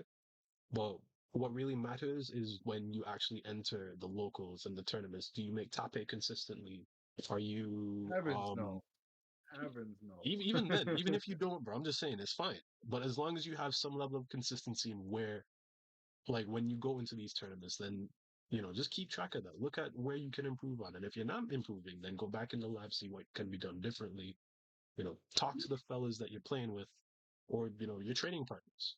Which is what I want to get into right now. Like what's how do you feel about like, training partners having, somebody who can help you, but as well as like be like a thorn in your tournament play? Because like you play them, they play you, it goes back and forth that way. So what do you think on that?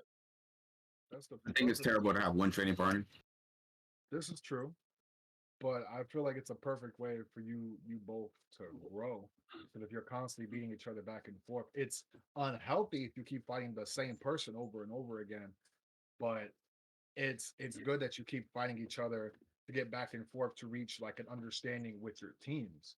Like Mm, whenever I'll play like Scamby, Dragon God, or Faulty, we'll always reach this stage after like a first to five or first to whatever.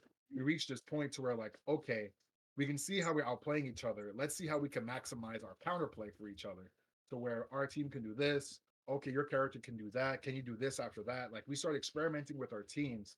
That's good for having one training partner to grow your team. But to grow as a player and to beat more people, you would need to throw more variety into your palette for in the sense of like getting better. Mm. Like it'll definitely help to improve your how you say hold on. It'll definitely help improve your how you say your raw skill level. Hmm. Yeah, like your raw skill level will improve, but your how you say your weight the way you play against everybody else is gonna be a lot weaker. Yes.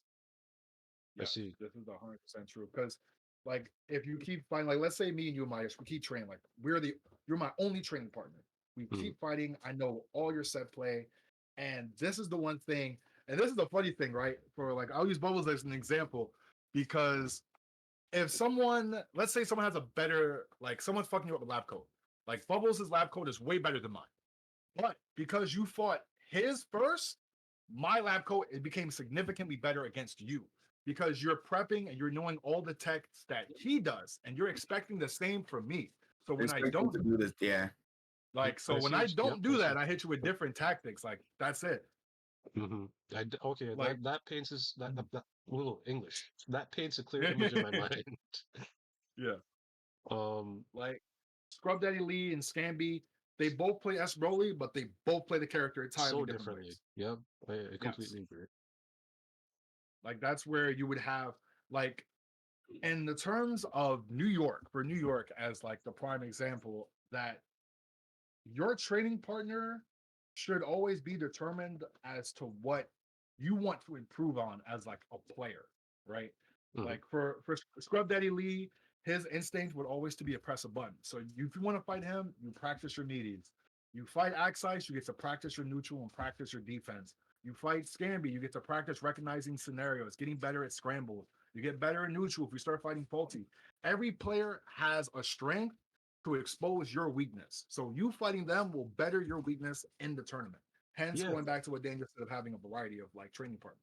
yeah, absolutely. Like I noticed, like every pro Pick player, it. they have like a certain like this stats that they have that they excel very well in. So, like for example, as you said, Faulty has like really good neutral, Yes. while Scrub Daddy Lee has like what is it, great offense, right? Yeah, he has more. He's the first to always initiate pressure in the sense with a button Right. than he would like jumping because like Axe and Scrub, Axe would normally either reflect, chicken block. He's going to use a defensive mechanic, while Hmm. Scrub would use an offensive mechanic to actually get his turn started. Right. And like that's why I feel like a lot of the players like they have like these different stats that you can utilize as like training partners whenever you do get that chance. Which Yeah. will also lead me to another question. How do you guys feel about like the online community coming to pros asking them for the casual sets? Do you feel like it's annoying to you guys, or is it just like, No, oh man, I'm I grateful. I'm grateful as hell. The no. fact that yeah, Hold on, hold on. never Let fun. me explain. Let me explain. It's more so about okay. like, do you feel like you can learn something from that as well? Which is what I mean, like, well, man, I'm not. This guy's awful. Why am I playing? You know what I'm saying? Oh, Like, you're do you saying like it's looked at like a waste of time? exactly like, do you feel like you're gaining something as well as helping them? Well, I don't okay. I see what you mean. Hmm. For that player to ask that pro player for games, I think it's perfectly fine, right? Because that player, let's call him player A.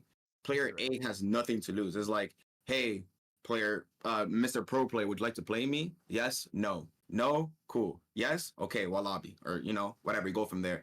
Now from that pro player perspective, is it a waste of time?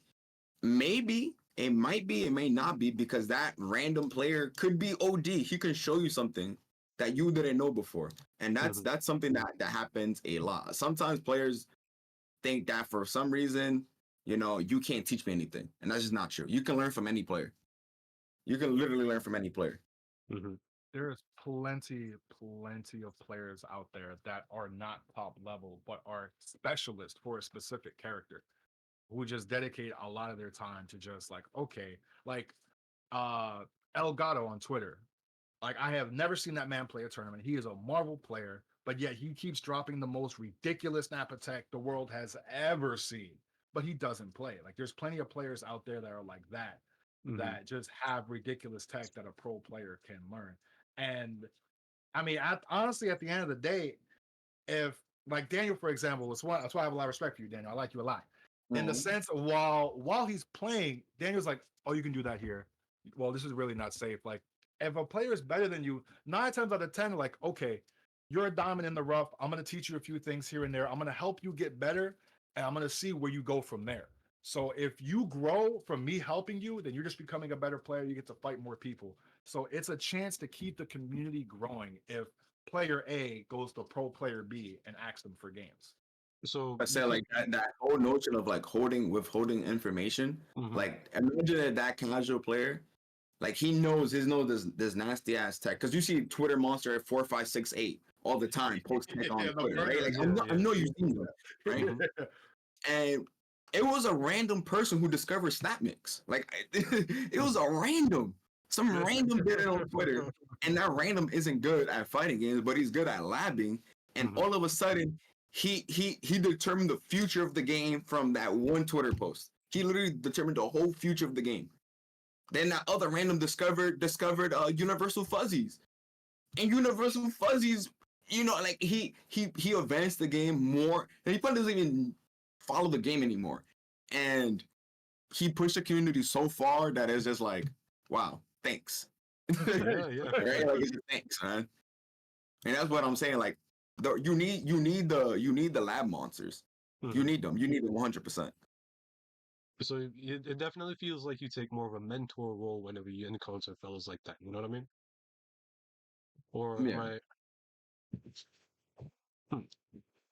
That's the best part about it. I mean, like there's always every little bit for every part of a fighting game, from the lab monsters, the rage quitters, the lag switchers, the pro players, the casuals, the scrubs. There's so many that just is a conglomerate of fucking association with a bunch of people that Oh, just yo. Yeah. clearly is Mhm. community going. Like, quick shout out Yeah. to one lab monster that I know. Shiro Kami. If it wasn't for him, I wouldn't be playing Blue Goku. His Blue Goku's like one of the best Hero, I've seen. Um, for sure. so back to what you were saying, Daniel. Like that is definitely true. We definitely need the lab monsters out there, man. Yeah. Lab monsters. They go. They push the community. Okay. They definitely do. So all right, let me ask you guys this question. Mhm. So who do you think would win in a tournament set, first or two? Someone that has always labbed but rarely plays, but someone that always plays and rarely labs. So the person that Dragon God, I'll take Dragon God all day. I'm taking Dragon God all day. What are we talking about? Fair enough, fair enough, fair enough. Why does how do you take Dragon Ball any day? I'm not gonna lie to you, bro. Like, if I see a fella that's played like 15,000 matches versus somebody who's like only been in the lab, I'm gonna probably take their side. You would If take the that side of player knows he learns situations. Like it's one thing to sit in the training room and lab how to anti-air DPs, right? Mm-hmm. That's one thing. You can sit there, but it's a lab scenario. This scenario is gonna happen every single time, right? In No, a I'm talking match, about the fella I who like could jump went into here. I the. could just not jump the whole set. yeah. What'd you say, Midas? No, I'm saying I'm talking about the fellow who like played the 15,000 matches because he's probably seen some things, bro. Like he's been to the dark side. You know what I'm saying? Like he's seen some crazy stuff in the random matches, bro. He has the experience in that. Like Exactly. that's the one thing where I say like you you truly don't have to lab that much, but you mainly like we'll fall back to you need to have the experience, because if you're constantly like in the sense of casual matches online, the Mhm. people that you'll fight in an actual tournament are two entirely different people. I assure you. Like running into a random on Dragon Ball Online and then going out of your way to go fight like Posey or something, like fighting a person you know in the FGC is just an entirely different feeling and an entirely different game for Right? sure. Because it gets to the point when you're not playing the what's it called? The character. You're not playing Goku Black. You're playing Posey, right? Like now you're playing the person, Mhm. Yes. right? Like I know this, right? Like I know if I'm playing against Posey, I know then any little movement I do that indicates that I'm going upward, Twitch is being pressed. Like, I know this information. I know Twitch is being pressed. So what happens a lot against Posey, right? Like he starts getting hit by 6Ms a lot. That's a real thing, or 6M, 6Hs, whatever. Mhm. Those start to open him up, right? But he will press that Twitch on you. Just know he will, right? What Lee, you see an opening, Lee will press 12 with S Broly. That 12 is being pressed. Like, you know this information, right? You know when you play against Pred, that clock is gonna hit 45 seconds. Like, you know what's gonna happen. You feel me? Like you play them enough times, you know what's gonna happen. You know that Nitro's gonna do his damnedest to sex you as level 7 Gohan. You know he wants to do it. And he's gonna be like, sheesh. You know, like, you know, or he's gonna scream the 2 Spanish words he knows. He's gonna scream El Diablo, right? Like, this is what he does. Like, when you play against somebody often enough, you just understand them. Yes, like you can already before the game even starts, you already see the game plan going in. Pardon me, guys. I do have to step out just for a second. I'll be right back. All right, sure, no problem. We can keep this entertainment going. Let's do it. All right, all right, Daniel, I got to snitch. What the fuck what is Damascus streaming? Was that a soccer anime? I don't know what's going on, man. I'm just trying to play my matches. Oh, the queue is closed? Oh, damn, rip. I got second. You hate to see it. Oh, well, not like this. Right. I went 6-1 and got second. You despise to see it. Damn, one loss. That's all it took. Yeah, literally one loss. Jesus, this was for Dragon Ball. Yeah. Okay, okay. Oh, GG's. Jeez, well. Wait, I still move on? 2 ladder winners? Say it ain't so. Oh. Hey, yo. Yeah, no. Hikaru's balling. What's a card, please? Oh. Wait, Hikaru, you said you was gonna enter. What did you enter?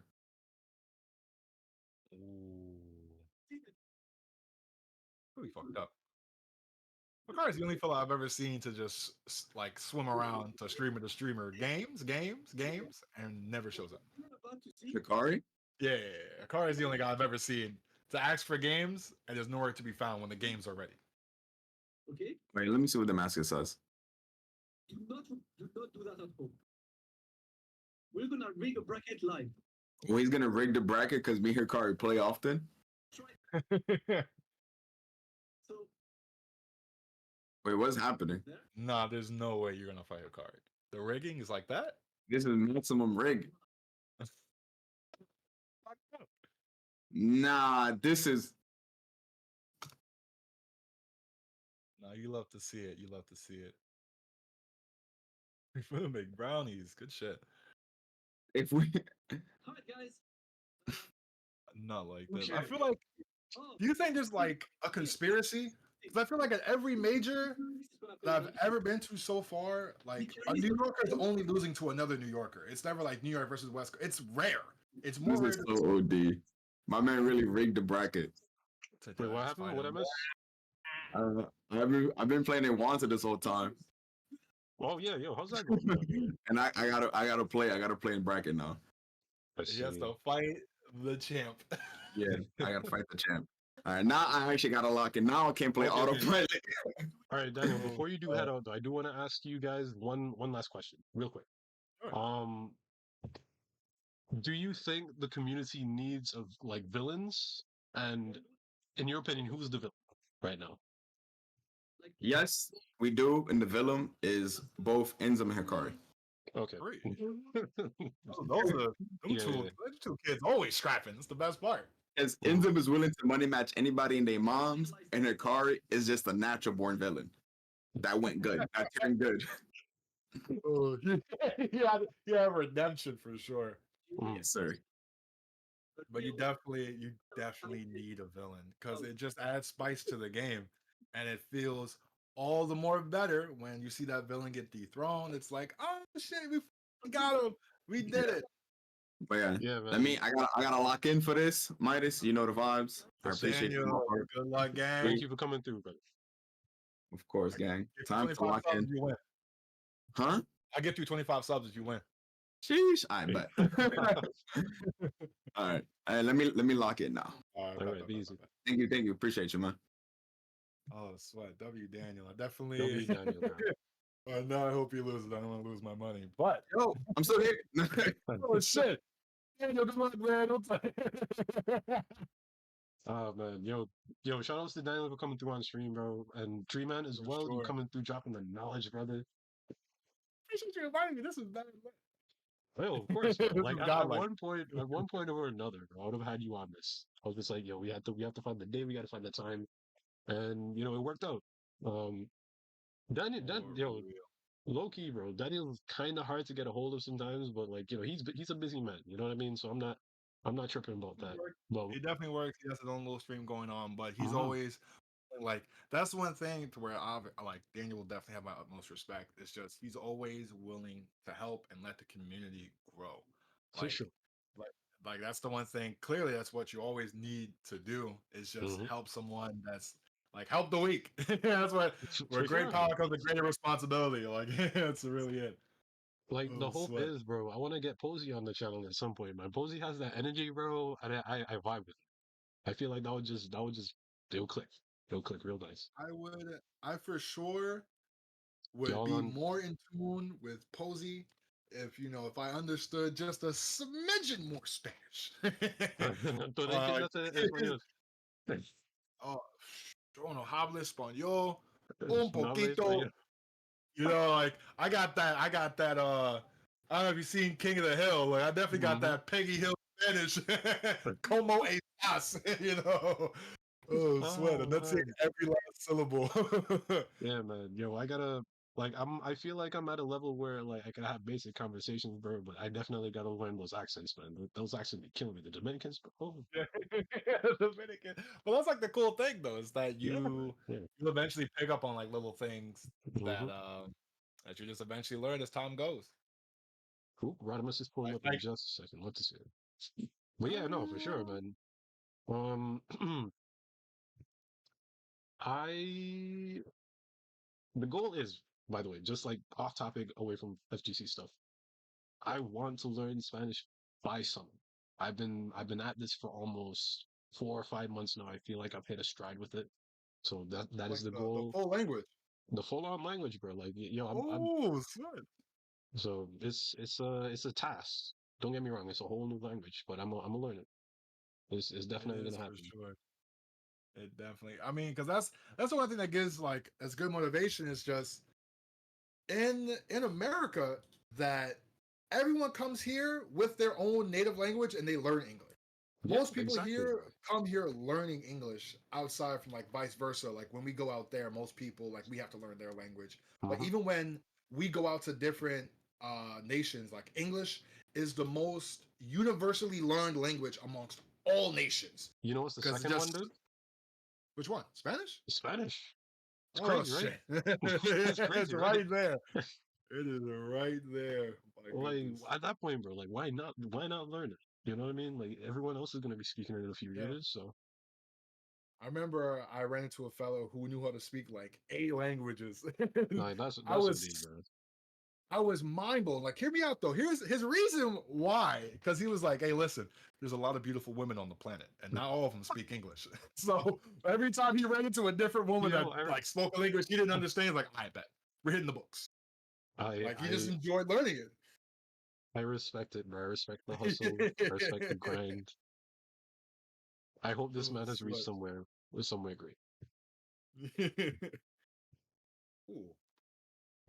So Mhm. with damn. So let me think here. Let me think here. How do you? Who's that? Intervention? Intervention? Intervention? Who enters?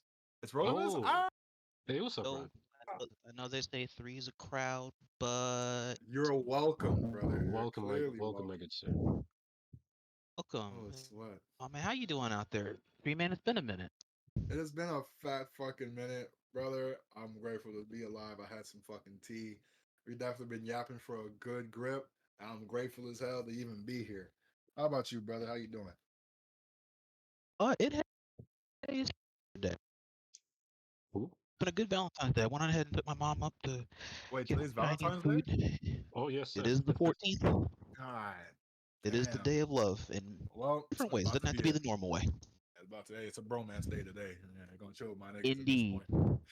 Hey, yo, Exactly. G-Man, I'm not gonna hold you, bro. At 5 o'clock, I gotta head out because the lady has been waiting on me. But we gotta make time. You we know how can, it is. Gotta yeah, make time. we can Exactly. start prepping up See, around we can do 3. Hmm. see, we can do the Cause bromance right now. Just at 5 o'clock, he also has to shift gears.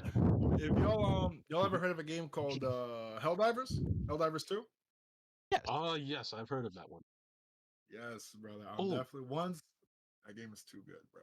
I ain't gonna lie. The yeah, sidetrack yeah, from a little definitely. from like fighting games. This game definitely, it's like February is here and it's just a whole new wave, Hmm. of fighting games that are just here, and it is fucking stupendous. There are definitely, so where I'm gonna get with this is that, let's say I'm gonna use Suicide Squad and Helldivers because I bought both of these games. Excited for both. Hmm. So bought Suicide Squad, clap minus $80. I bought Helldivers minus 40. Hmm. Right. I'm having more fun with Helldivers than I am with Suicide Squad. Yo, how And is AAA, Suicide Squad? I'm gonna be real. This is my, like, Suicide Squad. If you really like Borderlands, this is a Borderlands copium game, Uh, 110%. Like, okay. I I fuck thought with the that's game. what it felt like. Yeah, like that's literally, once I started playing, it's like, all right, I got my set heavies, and like everyone is just a unique class. It's really enjoyable. I had fun playing this game. But once you beat it, it's the end game grind definitely falls off significantly. Because I mean, y'all mind for spoilers? No, I'm not gonna bother. Go ahead. Um, you good? You can go for it. I've seen some of the story, but I haven't. I had a chance to see if there's anything It's post it's Brainiac. it's not all right. I wouldn't say like much spoilers for. Well, actually, yeah, it is. I'm a liar. I'm a liar. So, and the aspect of the endgame grind for Suicide Squad, you're basically, I'm gonna try like dodge some spoilers, is that you're basically repetitioning like 3 missions from each piece of gear that you have, from the charms, shields, and to weapons. Hmm. But and in the sense of like, Borderlands, you'll have um weapons that are made from specific manufacturers, right? So if you have 3 LexCorp weapons, then you get a critical hit rate bonus, et cetera, et cetera. And the end game grind is that it's for a specific character. So for like end game, you're grinding Bane weapons, right? All these different kinds of Bane weapons, perks, fucking stratagems, charms, et cetera, et cetera. And that's what you're grinding for. That's what you're doing. You do side missions to gain the currency to do the raids. That's pretty much all this game is going to be up until they release more content. And in replacement to Helldivers is to where you're doing the same thing, but it's not only in different sequences, it's like different parts of the map. There's a lot more variety in the repetition in Helldivers in comparison to Suicide Squad, which I feel, once you beat the game, like if you have both of these games accessible to you, once you beat Suicide Squad, unless you truly like Bane and you want to come up with a creative build for your character, or you want to like truly platinum this game, there's really no purpose playing Suicide Squad until you find a character you like. Like there, like it's not enjoyable as much for you beat it. Like what's another game? Power World. Power World's another good example. Yo, Like Power is everyone play weird, man. That has some. that game, blew the fuck up. It definitely did. Everybody's like, "Yeah, It this is did. what Pokemon should have been." Once that game dropped, everyone was like, "Yo, Game Freak, step the fuck up. I Y'all are actually thought trash." Nintendo did something. You know what I mean? All They they bluffed. did, they tried, but all they could really, since there was nothing that was directly in reference to Pokemon, Game Freak technically could not do anything. The only action they truly took was taking down the Pokemon mod. They took out the mod. They said, "Nah, we don't want no association with this game. It's a clone, etc., etc." And the thing is, the only thing it's really missing is PvP. Like, imagine Mm. if you played a Pokemon game and all you're doing is collecting and you're just farming, etc., etc. Like, that's it. And that's not that much entertaining, hence why the player base has dropped significantly until that comes out. But what Mm. my point is that during this downtime of only PvE, clearly any Pokemon fiend, like, if the fact like you run around for 1,000 steps just for a chance to get this perfect Pokemon you want, in comparison to Power Worlds, where all you're doing is just wasting a little time, make a cake, and they breed. So everyone has just built their perfect teams and they're all ready and set to go for PvP. So until then, they put the game down. That same aspect is happening in Suicide Squad, to where a bunch of people pull up, they make their perfect build, they got all their characters maxed out, and now they're just ready and waiting for more content. Like that happens way faster in this game. In terms of Helldivers, is that a lot, there is a lot to digest in terms of this game when more content is going to be dropped. They were still missing a few things from the first game, but it's still plenty enough to entertain us until that shit drops. But Suicide see, Squad cannot do that. my thing about like the whole Power Word thing, why didn't they make a Pokemon game like that? Why has that never been a thing? Like I know people have been asking for something like that for would years. think you would think because like Pokemon has delved into a lot of very like minute types of things between like what Pokemon Division, what X and Y delved into Pokemon Yeah, slavery, like they've like it did done. in Pokeball. I'm surprised they didn't just take this route in a later gen just to see what would happen. I mean, you're not gonna lose anything. No, exactly. Like they've done everything else but that, and like it took somebody else just doing it just to really take off. Like I don't know And what they've under been this waiting skin, for. That's the thing, though, right? In the sense of Pokemon doing what they do, and the same with it's Hiroki, right? So, in the sense of like, okay, or even who's the fellow that made the Metal Gear series? Harada. Right? No, it's not. That's Tekken. Who's the fellow that made Metal Gear? Um, Um, God, I forgot his name. I know who you're talking about got this too. fella's name. But with this being said, a lot of things. Kojima. Kojima. Kojima, that Yes. son of a bitch. So, because in this sense, they would release something fantastic. The very like, well, I'm gonna use Kojima as an example because I played the remasters of the Metal Gear 1 through 3. So in this sense, they release one thing, you love it, it's ridiculous, it's fucking perfect, and now that it's good, I'm gonna release this pile of shit, and no one's gonna do anything about it. You bought it. It's too late. You're eating my shit beautifully. And that's what they're going to keep doing. And that's what Pokemon kept doing in the sense that everyone kept talking mad shit when Sword and Shield drop, fucking, when there's like one tree and two Pokemon every 600 miles. Mhm. In comparison to Power World, how beautiful it looked. Because we will always complain about it, but no action is truly taken. Everybody loves to yap and complain on Twitter, but no one truly wants to take this action into like, okay, we should no longer buy these games. There's still gonna be people buying it because you love the brand. It's the same sense as to why people were pissed that Jack Black didn't win the Grammys for the song Peaches. But if you take out Jack Black from this song, right, and you just listen to Peaches, you don't know who Jack Black is. You're just hearing a nigga say Peaches like six Yeah, times. exactly. Like it, Like, you're only hearing Peaches. Like it's the brand and name is what carries the purchases. So there's that. mm-hmm. Completely agree. If there be, yeah, that's just the toughest thing. That's why when Power World came out, everyone started bashing on Game Freaks. And I mean, hopefully, fingers crossed. Hopefully, they do something, or they come out with a game that's entertaining to the Pokemon aspect, because Power World is real shit. The only It's good. Pokemon clone to step up, yeah, it's really good, and everyone's actually loving it.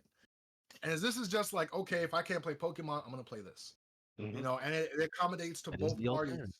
Literally, it is. It accommodates to both parties of Pokemon and Digimon for the sense that you're using guns. I can't even imagine what the PvP is going to be like. From people just shooting RPGs and grabbing their fucking turquoise or some shit and start It's shooting like literally gonna be missiles. Fortnite. I promise. It's gonna be just like Fortnite. It's going to be like Hey, Fortnite man, Like minus a imagine little. Fortnite with Pokemon, bro. Oh, then man. well, if that's the case, then I already see like counter option B, Fortnite then go ahead and drop something for getting a Oh, Pokemon trainer or a Pokemon in the game. A oof. Yeah, Fortnite. that is a scary thing too. You know what? You're absolutely right. And I like let's not even talk about Fortnite, because in the sense of that game is it is the only game that survives off everything else. That is Mhm. the true It is the equivalent of an forefront by literally like by being the leech. literally. Did you make a game? That shit's a hit. Bet. Let me Mhm. get some of that. Let me get some of that. Like it all once, like I don't know if y'all know this, way back when Fortnite started dropping emotes Chance the Rapper tried to sue Fortnite because it kept stealing dances from professional like musical artists or dance artists, and they were not getting a dime for it. I And remember that because they were yeah, getting no Oh yeah. royalties for putting those in as just basic little yep, subtle things. Even if it's like 10, 30 seconds, you spam that infinitely, that's damn near like a whole song on instrumental. that is, yeah. And what did Fortnite do? It's like, there's no real Loophole. evidence. Yeah, it's a loophole. We beat the case. And what happened? The game fucking blew up. And it said we can beat it. Once they got the mouse on their side, once they got Disney, there was no longer touching Fortnite. No one could touch Fortnite anymore. And ever since then, it's like, all right, Minecraft, let me get a piece of that. Rocket League, I like what you're doing here. Guitar Hero, good shit. So long as there's content being made, Fortnite shall never cease to exist. Ever. That's what the game thrives off of. Literally leeching off the meta. Mhm. That's all it's going to be doing. And I mean, And it became the metaverse. it became the metaverse for real. Like, there's only in Fortnite and VR chat could your stories just be so like out of this world. It's like I was fighting Darth Vader, then fucking Jason Bourne came through and killed John Wick and stopped Venom from like defusing the bomb or some shit. Yeah. Like the stories you can tell is just ridiculous. And then Exactly. the And then crossovers. while we're getting scared, it's like, okay, we look off in the distance and we see an anime rap battle going down. There's so much randomness, and like that's the aside from the shooter, I can't stand battle royales, but all these like I love crossovers, man, and seeing all these characters in one place is ridiculous. Having DC Comics make an actual comic about your game is ridiculous. To You make it know, a true canon thing. that's You when see, you know this you made it.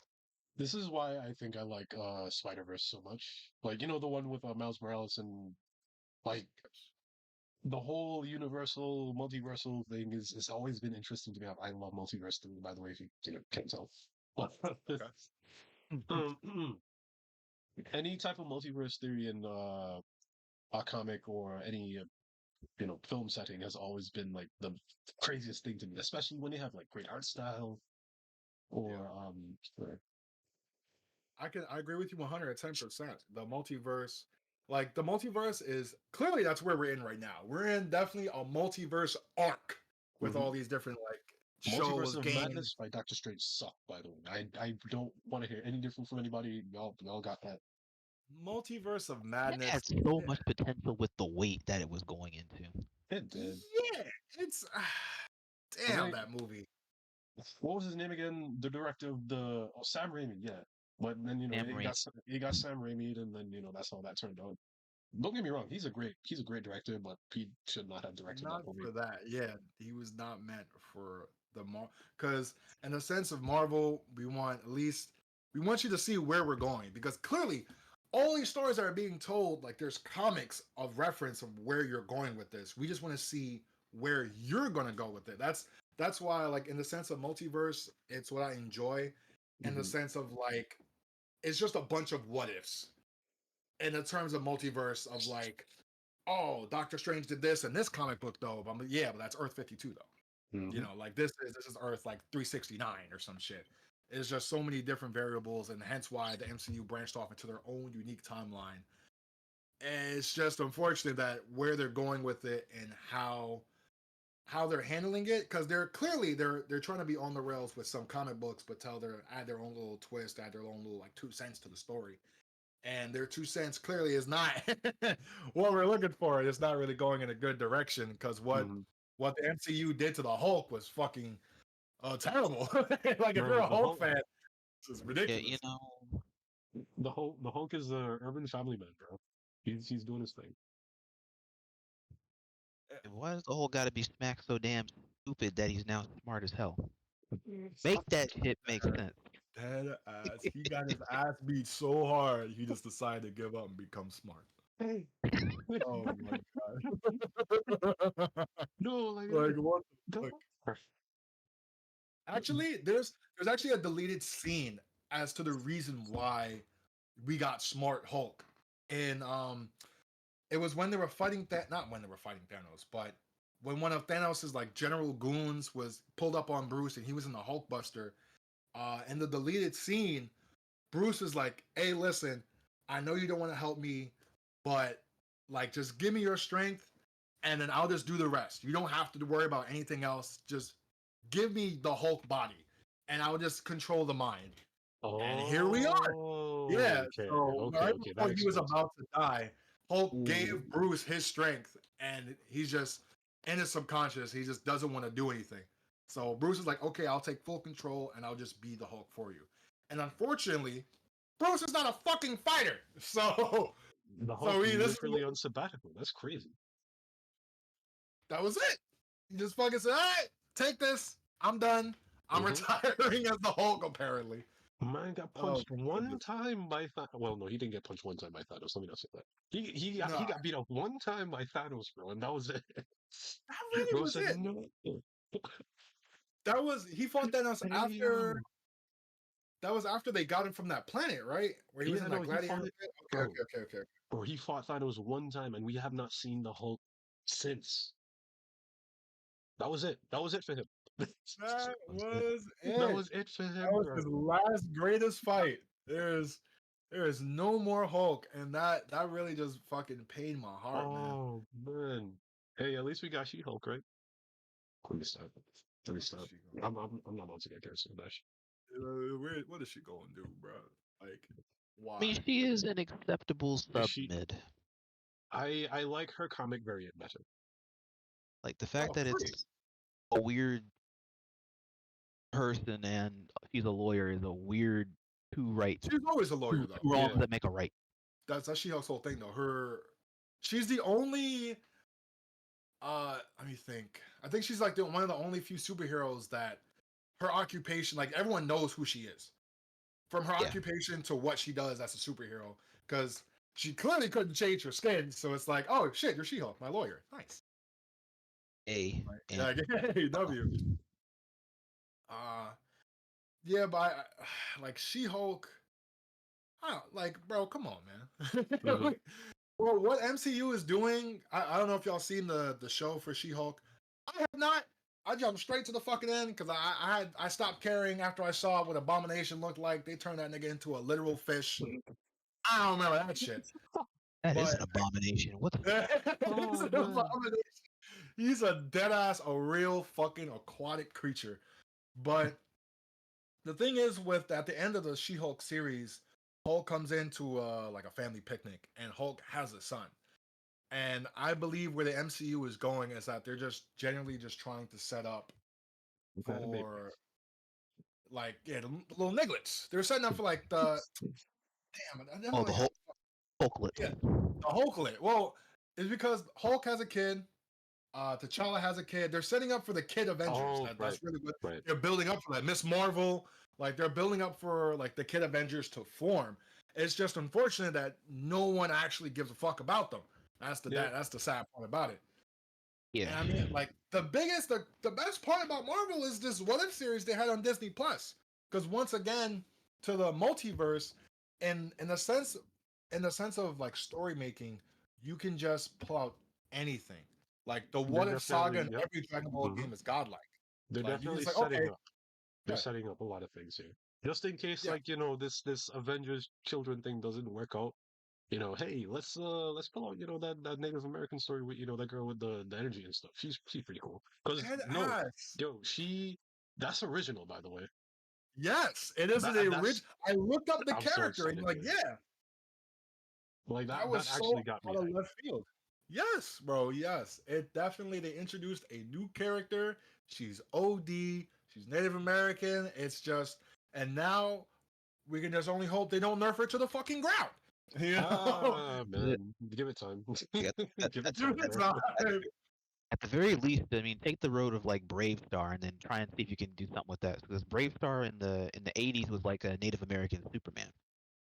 Mm, Mm. okay. Oh, also, Tree Man. Before we continue, at 3 o'clock, we're probably gonna have Cloud and Zane pop up. Would you want to hang out for that one? Or if not, it's fine. I Like, would. I would have to leave by 3. So when it's like close to 3, and then they'll come in. Damn, Cloud insane. All right, but definitely Yeah. around 3, I would have to mhm. get going. So by 3 o'clock, they'll sub in for my place. Yes, Because sir. once it hits 3, I gotta start being a fucking adult. Start getting my little brother, make sure food is cooked and shit for everybody, and then I'm out to go Oh, play that. Helldivers. Everyone's waiting on me to get on that game. That game is too godlike. I see. I see. Oh, excuse me. But hey, I do want to Uh, say, bro, thank you so much for calling up today, man. Like, you have no idea how much, like, I genuinely appreciate that. I get it was godlike. Hey, Like, oh, I want to get more people on here, man. It's gonna be like, this is gonna be a fun series, bro. Like, we already got okay, like Nitro, Double L, Black Vegeta last like week before. And we had you okay. and Daniel today. We're gonna have Cloud and Zane later. Like, want to keep the trend going, you know what I mean? But it's all about Would the you? connections. So my question is now, since Even you I want got to a do, few people. all right. So the fact you want to start the series off rip, I gotta ask: is there any way that you would put this on any other platform? Like, is there any way to actually do that? Yeah, I just download this video, put it on YouTube. You know what I mean? Oh, okay, okay. Oh, I got YouTube Premium too. All right, bet. Because I do like listening to podcasts when driving to and from work. Hmm. So definitely, this series begins. I will gladly listen. Like listening to it live, probably not because I'm going to be driving. But Yeah, definitely, for I'll sure. love to listen to all these podcasts. I really enjoy podcasts. So Hmm. if you can definitely throw this shit on multiple platforms, Spotify, Apple Music, YouTube, anything, and then that shit's gonna be it's gonna be godlike. But Midas, let me ask you a Absolutely. question. What's up? I got two questions for you, brother. So what does TTO stand for and how did this get created? You want the lore, bro? I see. All right. Lore, yes. TCO So let me stands grab a few. for the cookout. It is the cookout. It is the gathering of brothers, bro. Okay. Okay.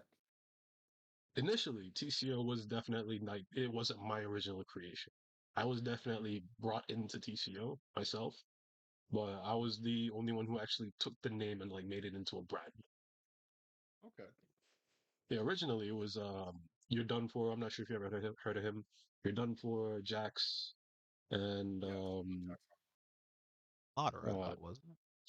yeah, Madara, Toji, like they're the OGs, man. Like they're the fellas that's been there way before my time. I got in like maybe year two, and then we've just been rocking ever since, man.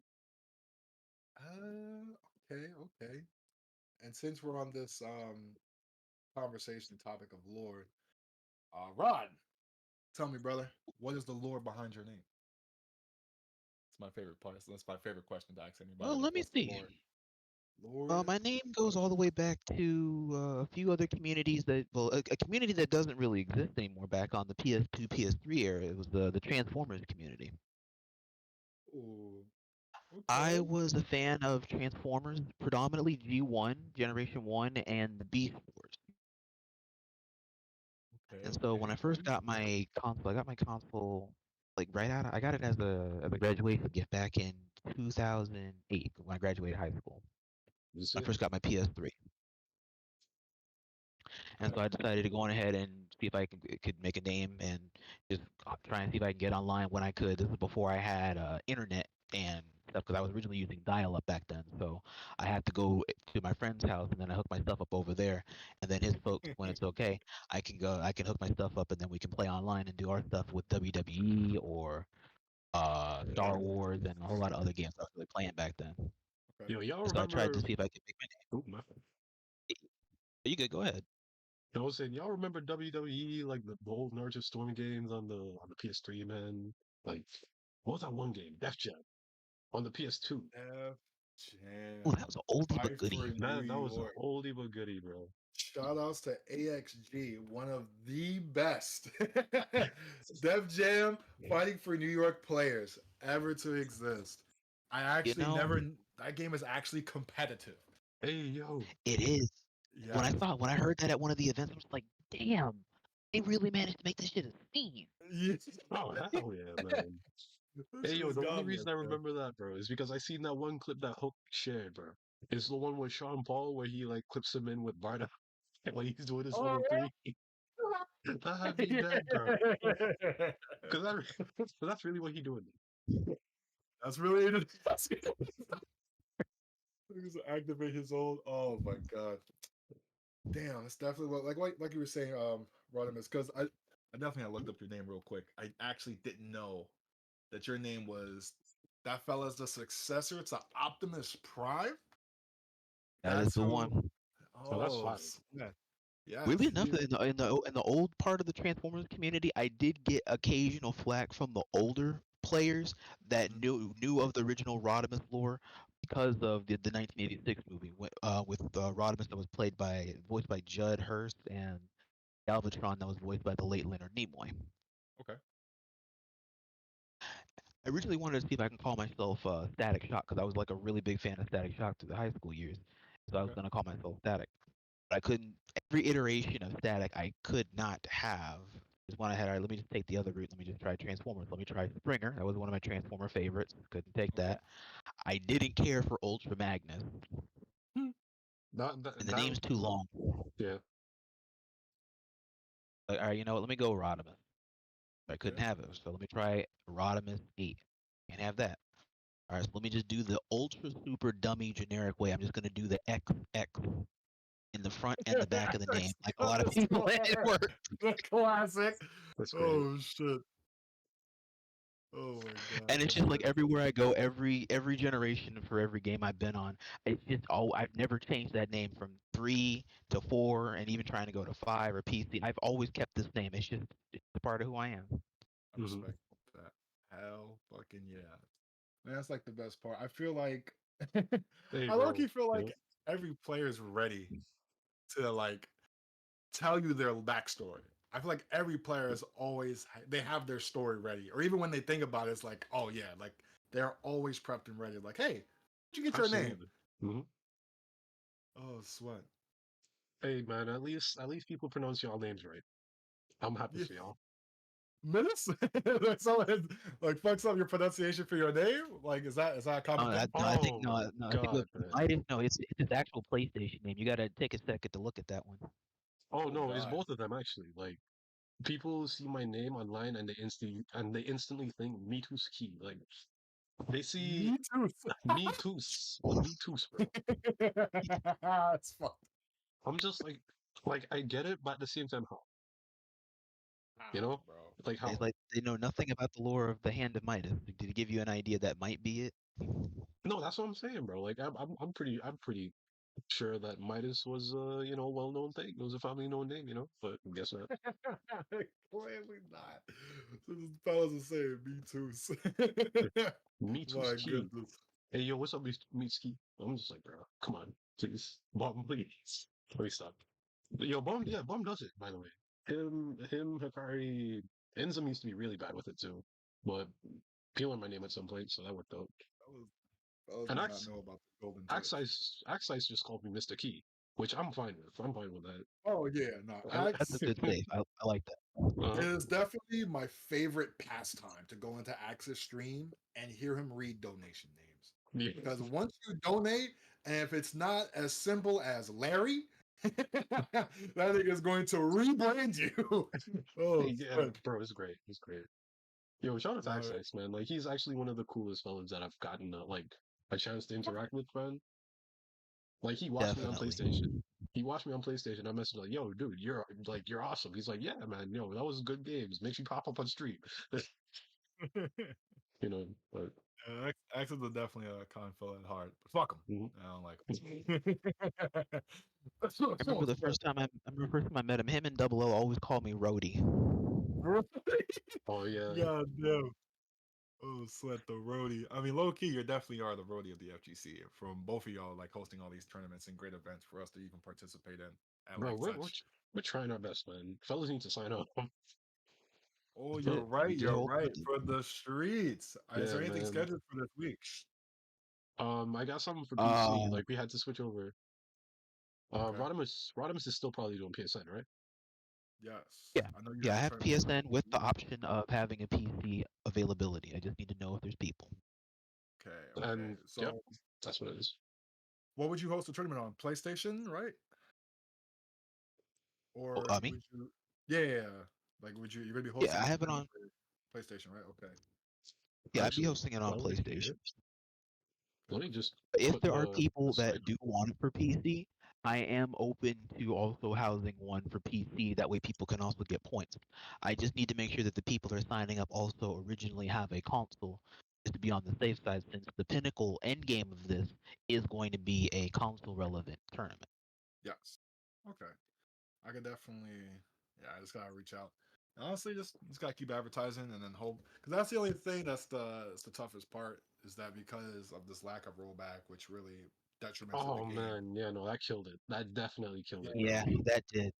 that It really slowed a lot of the momentum. slowed that shit. That shit put that shit to a dire fucking halt. I ain't gonna lie, because PlayStation already has delay, and the Hmm. fact you're fighting PlayStation delay and delay based netcode, Worse yet, if you're playing it's on PS5, by the way. Like, it's so rough on PS5, bro. yes, and yes, that is the only console I actually do play on because I want to play Helldivers. So you truly just have to make do. It's doable for sure. You can still play, but it's definitely a lot harder. Clearly, if Hmm. you just went to play rollback, because like it's also really good rollback in the sense of like I have went to work with like 2 bars of Wi-Fi, 2 bars of Wi-Fi. I hit somebody up. You want to play? We get into a match, and it's not like dead shit laggy. Yeah, Like, like it's not terrible. The rollback is literally that good. If if we It was like actually crack. it was which literal is, crack. that's why we got that mod ban. Because Like me and Rick were fellas don't wanna give laughing up about on it. You that know shit what I mean? every day. Hmm.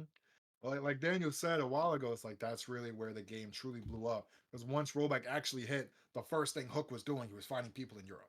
Everyone's finding people. Like the first thing everyone was doing was just, all right, my boy in like Guatemala, we out right now, first to Yeah, five, and but it's yo, actually a really good seriously, like fight. I was playing a fella in Israel like not too long ago on the file. And it Like was perfectly fine. Yeah, The it was connection was perfectly yeah. fine. smooth. We were doing I was combos. playing dudes from on the other side of Texas, Japan, and Germany, and I was like, holy damn, this is good. This Hmm. is good. That's what truly is amazing, and you don't feel like all your combos feel smooth. You're ready. It's there. And it's like you'll see like a few rollback scenarios, like yeah, you hit your opponent, or you see that they got KO'd 6 times, but they're still standing. Oh You know, yeah. there's little situations like that, but that's only if the connection is truly that bad. Hmm. And I mean, how long? How long do y'all guys think? I feel like by the time GTA 6 drops, we might have rollback. So, Honestly, Oh yeah, they did say 2025 for GTA 6. yep. So I'll see y'all next year. yeah. Hopefully Re- we might have like a chance. like my honest feelings were, I think we're gonna get it around. Wait, are we getting E3 this year, or is that not a thing anymore? I thought E3 is E3 was still a done. thing. Yeah, It E3 is is? still Oh a thing, shit. right? I was lied to. Let me look. Then Okay. I feel like we're probably gonna get it around that time, or maybe during spring. Yeah, we might actually get it next month. Who knows? But Rollback? E- Really? yeah, because they Okay. did say something about it coming out sooner than we think. So I want to assume that they have like a springtime release date planned, but they're just not telling anybody, which is terrible. By the way, it's terrible. That is the one thing, Like yeah, Release when this they don't year, the lack of communicate, more trans, people lose faith. like and revealed with the Video Game Expo returning to bro, I Las can't tell you, Vegas. Oh I can't, yeah. So it's been back since last year. Oh my bad. Go ahead. My bad. I can't tell you how the lack of transparency has quite literally killed any momentum that we had in terms of like hosting gauntlets, hosting tournaments. Like, bro, to give you perspective, right? For the week prior to the announcement of the announcement of the announcement, we had fellas coming in every single day running the first to fives, first to sevens. You probably there, you popped in on stream a few times. And Yes, yeah. day after we got said announcements, se fue, se fueron. Like no one's there, bro. Everyone left. All the PS7 fellows are just Yep. on their consoles playing either Tekken, Grand Blue, and they're just like, yo, no, screw this game. Because This, that is literally it. Like you've all seen One Piece, right? Both of y'all seen One Piece. oh yeah, bro, we caught up to And that. so damn. So like during this time skip arc when Kuma launched the crew to their each respective spot, and they all had to train at that area, and then they met up again at Sabaody. But that's the arc where Dragon Ball is in right now. Like Dragon Ball is literally Usopp on this island, and they're Just training. just rolling Just around. there's a rolling around doing Oh, fuck all, eating. But that's the thing.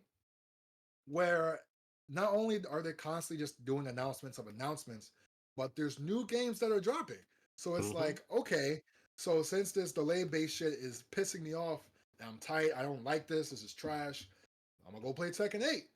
I'm gonna go play Grand Blue. I'll play Blaze Blue. There's so many other fighting games that are out there that Mm-hmm. are not only new, better, better netcode, more fun practice mode. There's so much more that these fighting games are having to offer you rather than just like there's so much more that they're offering you that there's nothing that Dragon Ball is really doing to keep you with its game. You'll know and you'll like it, Mm-hmm. but it's not like I'm gonna keep playing it with these results when I got a perfectly good game right here that I can actually play and I'm enjoying. And You know, it's definitely more so the case on console, especially. Worse yet, if you're playing on a PS5, like PC fellas, you have the option of just like hey, let me just go for the rollback file. That's fine. I can find some fellas to play with. I can't go on casuals though. You know, damn, I can't go on casuals, but hey, I can just hit up the Dragon Ball server. Maybe hit up some of them UK fellas because they're for some reason they're on demon timing every day of the week, no matter what. Shout out Videx. That'll never make sense. Shout out But yeah, Videx, bro. But oh, excuse me. Yeah, no, like it's definitely harder for fellows who are on console because like they've been waiting. Fellows who've never experienced the beta, everyone they have it so bad, man. And like I get it. I get not wanting to play the game. Like I wouldn't either. If I didn't have my PC right now, I would have been done with Dragon Ball like on a whole. when I tell you playing Dragon Ball on PlayStation, like delay based netcode, is the It's biggest test of your mental ever. Because absolutely. like I'll be ready to fucking throw my controller out the window because there's just so many things aside from like your inputs getting eaten. You have to react to like in a sixth sense because it's just despite you trying like you reacting in a normal sense of offline is going to get you fucked in an online, and it's just you literally have to change your playstyle. And there's certain things. That's one thing about PlayStation Online that's truly frustrating. Things that are normally not real become real in online. There's truly online only setups. Like for like an example, I follow another Napa player on PlayStation, and he did Key Blast Vanish, and I'm mashing Reflect, and yet I'm Hmm. still blocking.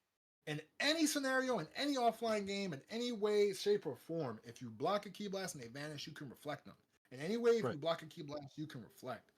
But because it's 2 frame delay, PS5 on a flat screen, I I could not reflect. Key Blast Vanish is a real string. And Not because I gonna lie kept to you, getting bro. hit with this, go Hmm. ahead. No, I'm saying you playing on a flat screen too, like you're playing in at least 5 frames. I'm just letting you know now, bro. You played in 5 frames delay, dude. 110%. I'm playing at a fucking handicap, but I do want to at least in the sense where I always boot up is like, okay, I labbed out this little reset, I labbed out this Oki, I labbed out this scenario. I just want to do it in delay based. Because if Hmm. I could do it in a delays based netcode, I can do it free offline. 100%. I just had to get used to the timing and that's it. But Hmm. with little things like that, it really fucks people over. Because I remember when I sat down to go train with Axe, I was like, all right, let's play a little couple sets. I tried doing it. Key blast vanished. He kept reflecting me every time. I'm like, bro, what's happening? He's like, dude, it's a key blast. I can reflect that. I'm like, oh, my bad. Yeah, Online yeah, yeah. tactics. I'm sorry, sir. Hmm. My apologies. Hold on. Let me take this call real quick. Give me 5 to 10. I'll be right back. Yeah, do you think that? But yeah, like Rodimus, I'm gonna be honest with you, bro. Like there's nothing more demoralizing in my opinion. I feel like when you play on PS5 and you hit the Dragon Rush one, bro. Like you tap that, like you hear that, they heard that. If you're playing in the party, I don't know if you heard, and yeah. then you still just get grabbed. Like I can't tell you how many times that has happened. That is like, bro, that happened to me one day when I hopped back on from the Gauntlet. I was like, you know what? Let me play some PSN matches, man. Let me do my thing, right? I get grabbed. I switch to PC instantly. I'm just like, nah, fam, not today. The double, Yeah. the Sith way. Go that way.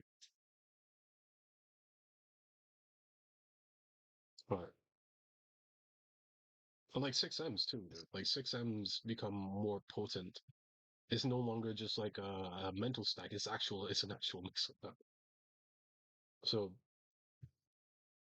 like I don't know, man. I get why fellas aren't playing on PlayStation anymore, which is why we had to make the Switch. Well, which is why I had to make the Switch at least.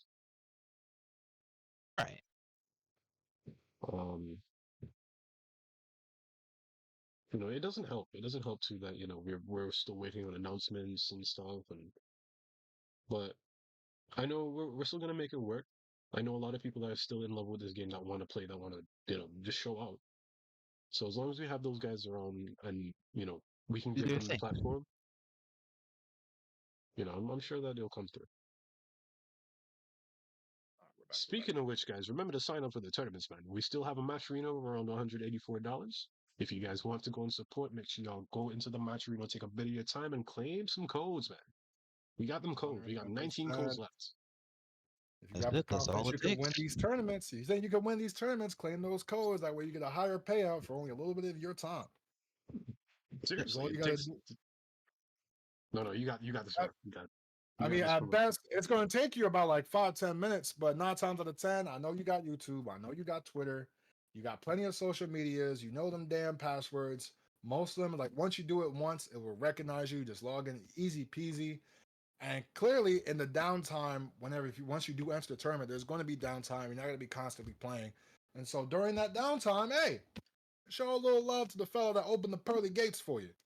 So you just go in there, claim some damn codes, show some love, and at least that way, if you hit top 3 or if you truly win, you get a better payout for donating your time.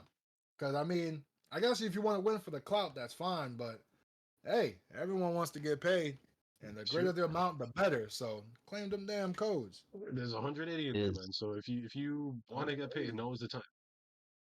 The aim Yes, is to get sir. it to 200. What? Fingers crossed. I believe we can do it.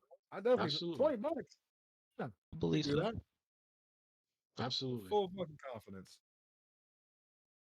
Oh, sweat. Boom. That down. Like the thing is though, I know. we need fellas to sign up. Like the tournament's 2 days away. I only got like 3 fellas in there, Oh and God. Oh no. if we can at least make it to 10, we have something. But I need at least like 7 more. We need 7 more fellas to hop in. So let's see how this goes. Like And what are we lacking here for tournament wise? Like, is it for all games or just Dragon Ball? just Dragon Ball, man. For this Like for this Just Dragon particular Ball. section, is Dragon Ball, but there are others that are hosted that we're also advocating through our lanes to also see if we can get them to also sign up for those games, which they are. mhm. Okay. Yeah, damn, that shows you. God damn it, Hiroki. Out My here killing brother, the like game, left and fucking right. I figured when the match got to the point where it was, like, fellas wouldn't even care about, like, at that point, they would just hop in just to try to get paid. Like, that's $180 is a lot of money. Like, mines don't have money growing off of trees nowadays, bro. No, Right. sir. No fucking sir. You can't keep investing into a game no one's willing to play. Despite your love and passion for it. I mean, it's still there. Like, there's still bum. Like, there's bum for the offline scene here in New York, and then there's y'all. Like, you, both of y'all, and another gentleman, King Lord Beerus. Y'all three have definitely been the only Yep. three I've constantly, consistently keep seeing. Like, hey, we have a PS4. We have a PS4 like tournament right now. Y'all get to join for free and participate, and y'all can get paid if you win. And it's a ridiculous fucking feat to have, but it's definitely an uphill climb because clearly you see where the game is now. So Yes, this is the lowest I think that Yeah. it's been. That's it. Definitely, it is 110%. definitely. It is a fucking struggle for sure, but it's definitely something that can still be done because like everyone like who was a good fella? KJ Pixel. Despite everything, KJ Pixel and Sean. These are two players that despite everything, they love this game. I'm Yeah, right there man. with them. I love this game. But hey, this online is not it. I'll catch Hmm. y'all when rollback is here. Even Cool Kid does not even bother to touch this game anymore Yeah. until like rollback is official and he gets to actually play without fighting the game. Yeah, we're Hmm. in there. Until then, it's just this is a sleeping time for it. Yeah, no, Yeah. like sometimes I do wonder if we just had like some bad timing with this series sometimes. But These are just like doubts that, sometimes do pop up. I do want to be honest about that. Like it's not I don't think that he's going to not be successful or anything, but there are those doubts. I'm not gonna lie to you fellas. Right, and I totally do understand that. It's crossed my mind from time to time. See, yeah, that's the only thing. I mean, only thing we can do now is just persistence beats resistance. We keep doing these damn Persistence, man. tournaments. Absolutely. That's really persistence and consistency. Hmm. And just hope that there's gonna be more people participating because I mean, there's still like a fair share of fellas that still play consistently in the PlayStation online tournaments. Myself, Hmm. Murata Uchiha, you got Revenge of My Body, you have Jax Hanma, you got a fair share of players that are here, but it is not as vast. Like when Tampa Never Sleeps, when they hosted their Tekken 8 online tournament, there was 258 players that entered that tournament, and we are struggling to get 10. Like that, it shows you It's low-key where the crazy, man. yes, it is showing you where Jeez. the love is for these games, man. It is showing you where these games are, like, and the state of how the game is, like where we're going. And right now, where we're going is out the fucking door into another store for Hmm. sure, For just sure. to see, like, just to invest our time elsewhere, because clearly we're not getting our money's worth for this game of Dragon Ball. Hmm. And plus, it's a new sheet. Like, let's be honest. Like, let me look this up real quick. Dragon Ball Fighters release date. And yeah, this Yeah, it's shit like came 6 years out. old, man. Yeah, 2018. This shit's mad old. And the thing that sucks, which is kind of OD, is that Marvel 3 came out in 2011. And that player base is still there and it's slowly growing, but it's still consistent. And it's way better than this. Yeah, but That's like the this, crazy part. I don't know how the company itself has been treating the game and its community, but it's probably much better than this if they're still having such a strong player base. That's Like the thing though. the With last. Marvel, there isn't. So I'm sorry to cut you off, but like with Mhm. Marvel, there isn't. Like at least in my eyes, the company that made Marvel, they're working on Hunter x Hunter. It's literally Tampa Never Sleeps, No Life, and just a bunch of old heads who were there during that era, and a bunch of new fellas like Liberal Terminator's a new player who is ridiculous in this game, and Mhm. it's such a refined perfection. And because Parsec exists, this game prospers and it lives on. Not that many people even want to bother to play Parsec with Dragon Ball. So it's like it's insane. With the community is what truly holds that game to where it is as one of the greatest fighting games of all time. And it's not going to go anywhere anytime soon. Like that's not a game that's going to die. Dragon Mhm. Ball, I can also say the same for Dragon Ball to where it's not a game that it would die, but it's definitely something that's being put to sleep for sure. It's like you're putting it down.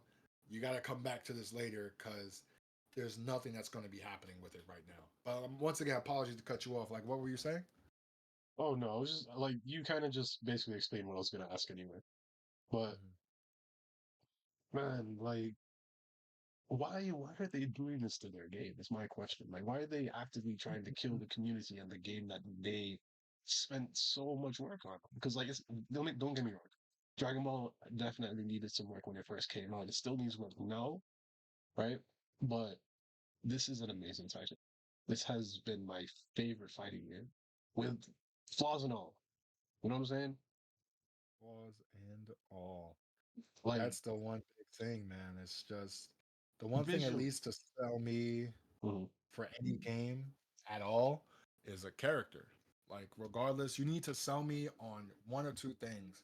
You need to show me a character that I would enjoy that looks godlike, or you need to show me a mechanic in your game that I would find entertaining to do. Mhm. Like that's where I feel like where Dragon Ball will come into play. It's just that there's not that many fighting game. Well, there's actually no real fighting game that's truly like it outside from Marvel or Skullgirls. And that for those two games, the skill cap is definitely way higher than it would be for Dragon Ball. Mhm. As like, and plus, once again, it is the only official Dragon Ball Z fighting game outside from Budokai 3. This is a legitimate fighting game. So it's definitely something that's hard to let go because people do enjoy it and they love it. And they're fun characters. Like I love playing Nappa. There's not that many characters that that's gonna do what Nappa does. Maybe outside from like Peacock when it comes to summoning something. Um, but that's definitely something that makes people feel bad that they want to stop playing it. It's one thing that would hold them there. Like Jade, no, it's not Jade. Like Jared, the Janemba player, like Mhm. he plays on Xbox and he's That's ridiculous with my this boy. character. See, like Like, that's what I he took mean. so much. He's applied so much tech from Shad L. I almost think that dude is a fucking shadow of him from Shad's old times. Dude has a TOD for every damn situation I could think of. What are you doing?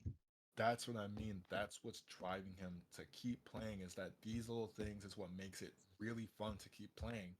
But once you play online, Yeah, your online is where it mood gets, you know, starts, yeah, that mood drops tremendously once you actually start like playing online. like But truth be hey, told, dude, I don't think yeah, I can actually play on delay based again. Like my heart physically can't take it. I will play rollback with anybody. I'll play with some fellas from the UK or whatever, because those are better games than, getting hit by 6-7. I know I blocked that. I Like you know, feel I me. I know know. you feel me. Yes, yes, yes, 110%. Because like in terms, I think it was probably during one of your tournaments. There's definitely a few PlayStation Online tournaments where I would see like people would type in chat like, "Oh, like I had to guess." There was no reacting. You can try, Mhm. but in the speed of the game, you genuinely would have to guess the scenario rather than try to react to it. Because I've looked at plenty of replays. There's been plenty of times to where I would lose one time, I would immediately quit because I saw one scenario. I'm like, bro, there's no way I did not tech. I have to look at the inputs, and you would see it. You would see someone do Dragon Rush, and then the moment the exact frame when you would get Dragon Rush, you would see you break the Dragon Rush like 6 times. Mhm. But because of the delay, you did not break it in a delay based way. Yeah. It's what's really like disheartening, man. Let me see. Is it? Yeah, that's it. But yeah, there's a lot of things. Yeah, there's a lot of things in this game that make people love it, but due to like the people who run it, it's definitely something that turns people away. Now, all right, let me rephrase that. Not turn people away, but put the game down. The game Excuse me. and uh damn, it's almost like 3 o'clock. Okay, that's like my final statement.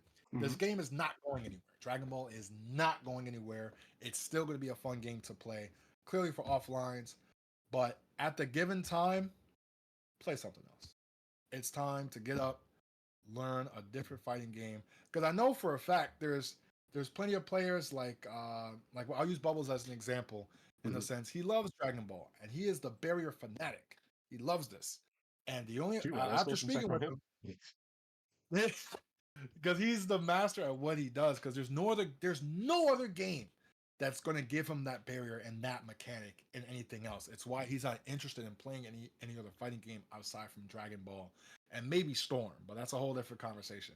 Mhm. So it's just little things like that, and to where that's why I enjoy it. And when the fact that Dragon Ball is dying down a little bit is that in Dragon Ball you can mash, you can DP, spam super dash, you can scrub people out. But if we're playing Tekken, if we're playing Uni, like you can't do that shit here. Like Yeah, no, that's where the Tekken. real test. Ooh, man. Yeah, like I am enjoying the fuck out of Tekken, and you can get It's scrubbed fun. up in that game too for sure, but it's not going to be the same equivalent as Dragon Ball, and it's also going to help people tremendously. Like if you play KOF, Street Fighter, if you play any other fighting game, and you get used to that, and you come back to Dragon Ball, you have such a different perspective on everything, and you start playing differently, and you start performing in a sense like you would start performing better Mhm. because you start playing these other different games at like at a high level or whatever level you were at. Yeah, the fundamentals overall have just like improved like greatly because keep in mind, like Dragon Ball isn't necessarily like it is a fighting game, but it's not the traditional type of fighting game. So when you delve into those Right. other things, you gain certain fundamentals that you wouldn't have from Dragon Ball. Because let me be honest with you, Dragon Ball gives some bad habits.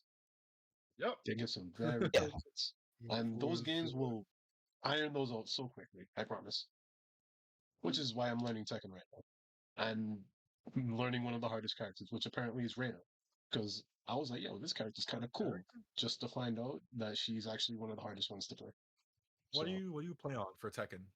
Did not know that. I play it on PS5. I can't play on that for a week. Oh, So, let me rephrase. I mean, like, what do you play on? Like a pad or like? pad, yeah. Woo! Yeah, I Bless know. your thumbs. Yeah, I it's know, but like it's rough. it's But it's only rough because you're playing a Mishima character. mhm. That is the They only reason. definitely Yeah, like she must come with an execution ceiling to them for some reason. yes, because You you see, have to do wave dashes is like ridiculous. But you could also be a cheater with the little cheat sheet they got. That's like one thing people have been complaining about. there's a cheat sheet. Yo. With well, yeah, if you hold R1, you know how you have like their auto combo, their crush, you get to activate their drive. Yeah, What people are doing with Mishimas is that they'll pop out the cheat sheet only to do an electric, and that's it. They would know how to do everything else, but to do a real quick electric, they'll pop out the cheat sheet real quick, press one button, that's it. I And it's see. like you don't have to worry about doing the input if you can just pull out that fucking thing and then just automatically do it. It's why it's the equivalent of doing like a one button DP. You know, that's one Hey, reason why a lot of bro, people are we gonna have to hop in the DMs and you tell me about that thing that you mentioned there. Because low key, bro, I can only play like a couple matches with her, then my thumbs start hurting. I'm not even gonna lie to you. Yeah. That's it. That's Wow, it. Oh God. $20. Oh Jesus Christ. Fuck Uber Eats. I feel that. But yeah, Yeah. Tree Man, thank you so much for stopping by, brother. You took your time out today to come and spend some time and share some wisdom with the fellas. Daniel, he's currently sweating in that game, so he I knows what gotta it check is. to see if I lost money. It should have Yeah. been me. It should have been me. Mhm. I needed to be in that tournament catching hands by the finest in the world on PC. Fucking Mhm. facts. I didn't even know Damascus was hosting such a thing. That's actually kind of OD that we're able to participate. I assume this is from the rollback as well. Yeah, So, What I'm thinking. I mean, hey, yeah, once again, Midas, nothing but love. My of son, course. OD, that's so crazy. Lord Rodimus, nothing but love to the both of y'all, man. Y'all Mhm. take it easy. Thank you once again for having me. Always. Shit, until next time, hit a brother up, and I shall be here once again. And Oh, remember, TCO the streets. Claim them codes and participate in them tournaments. please claim those codes and participate in the tournaments, bro. Heard. We got the We PC. need more members. Hmm. We got PC and we got PSN, man. You guys can check. You guys can pick, or you can do both, whichever you choose. That's All it. right. Number love, number love. Peace, peace. Y'all take it easy. Peace out, tree, man. Thank you All so right, man. much Have a again. good one. Okay. Let me hit up Cloud. Let me hit up Zane. And oh wait, he's actually messaging me now. Give me a second. Mr. Zane or Mr. Cloud?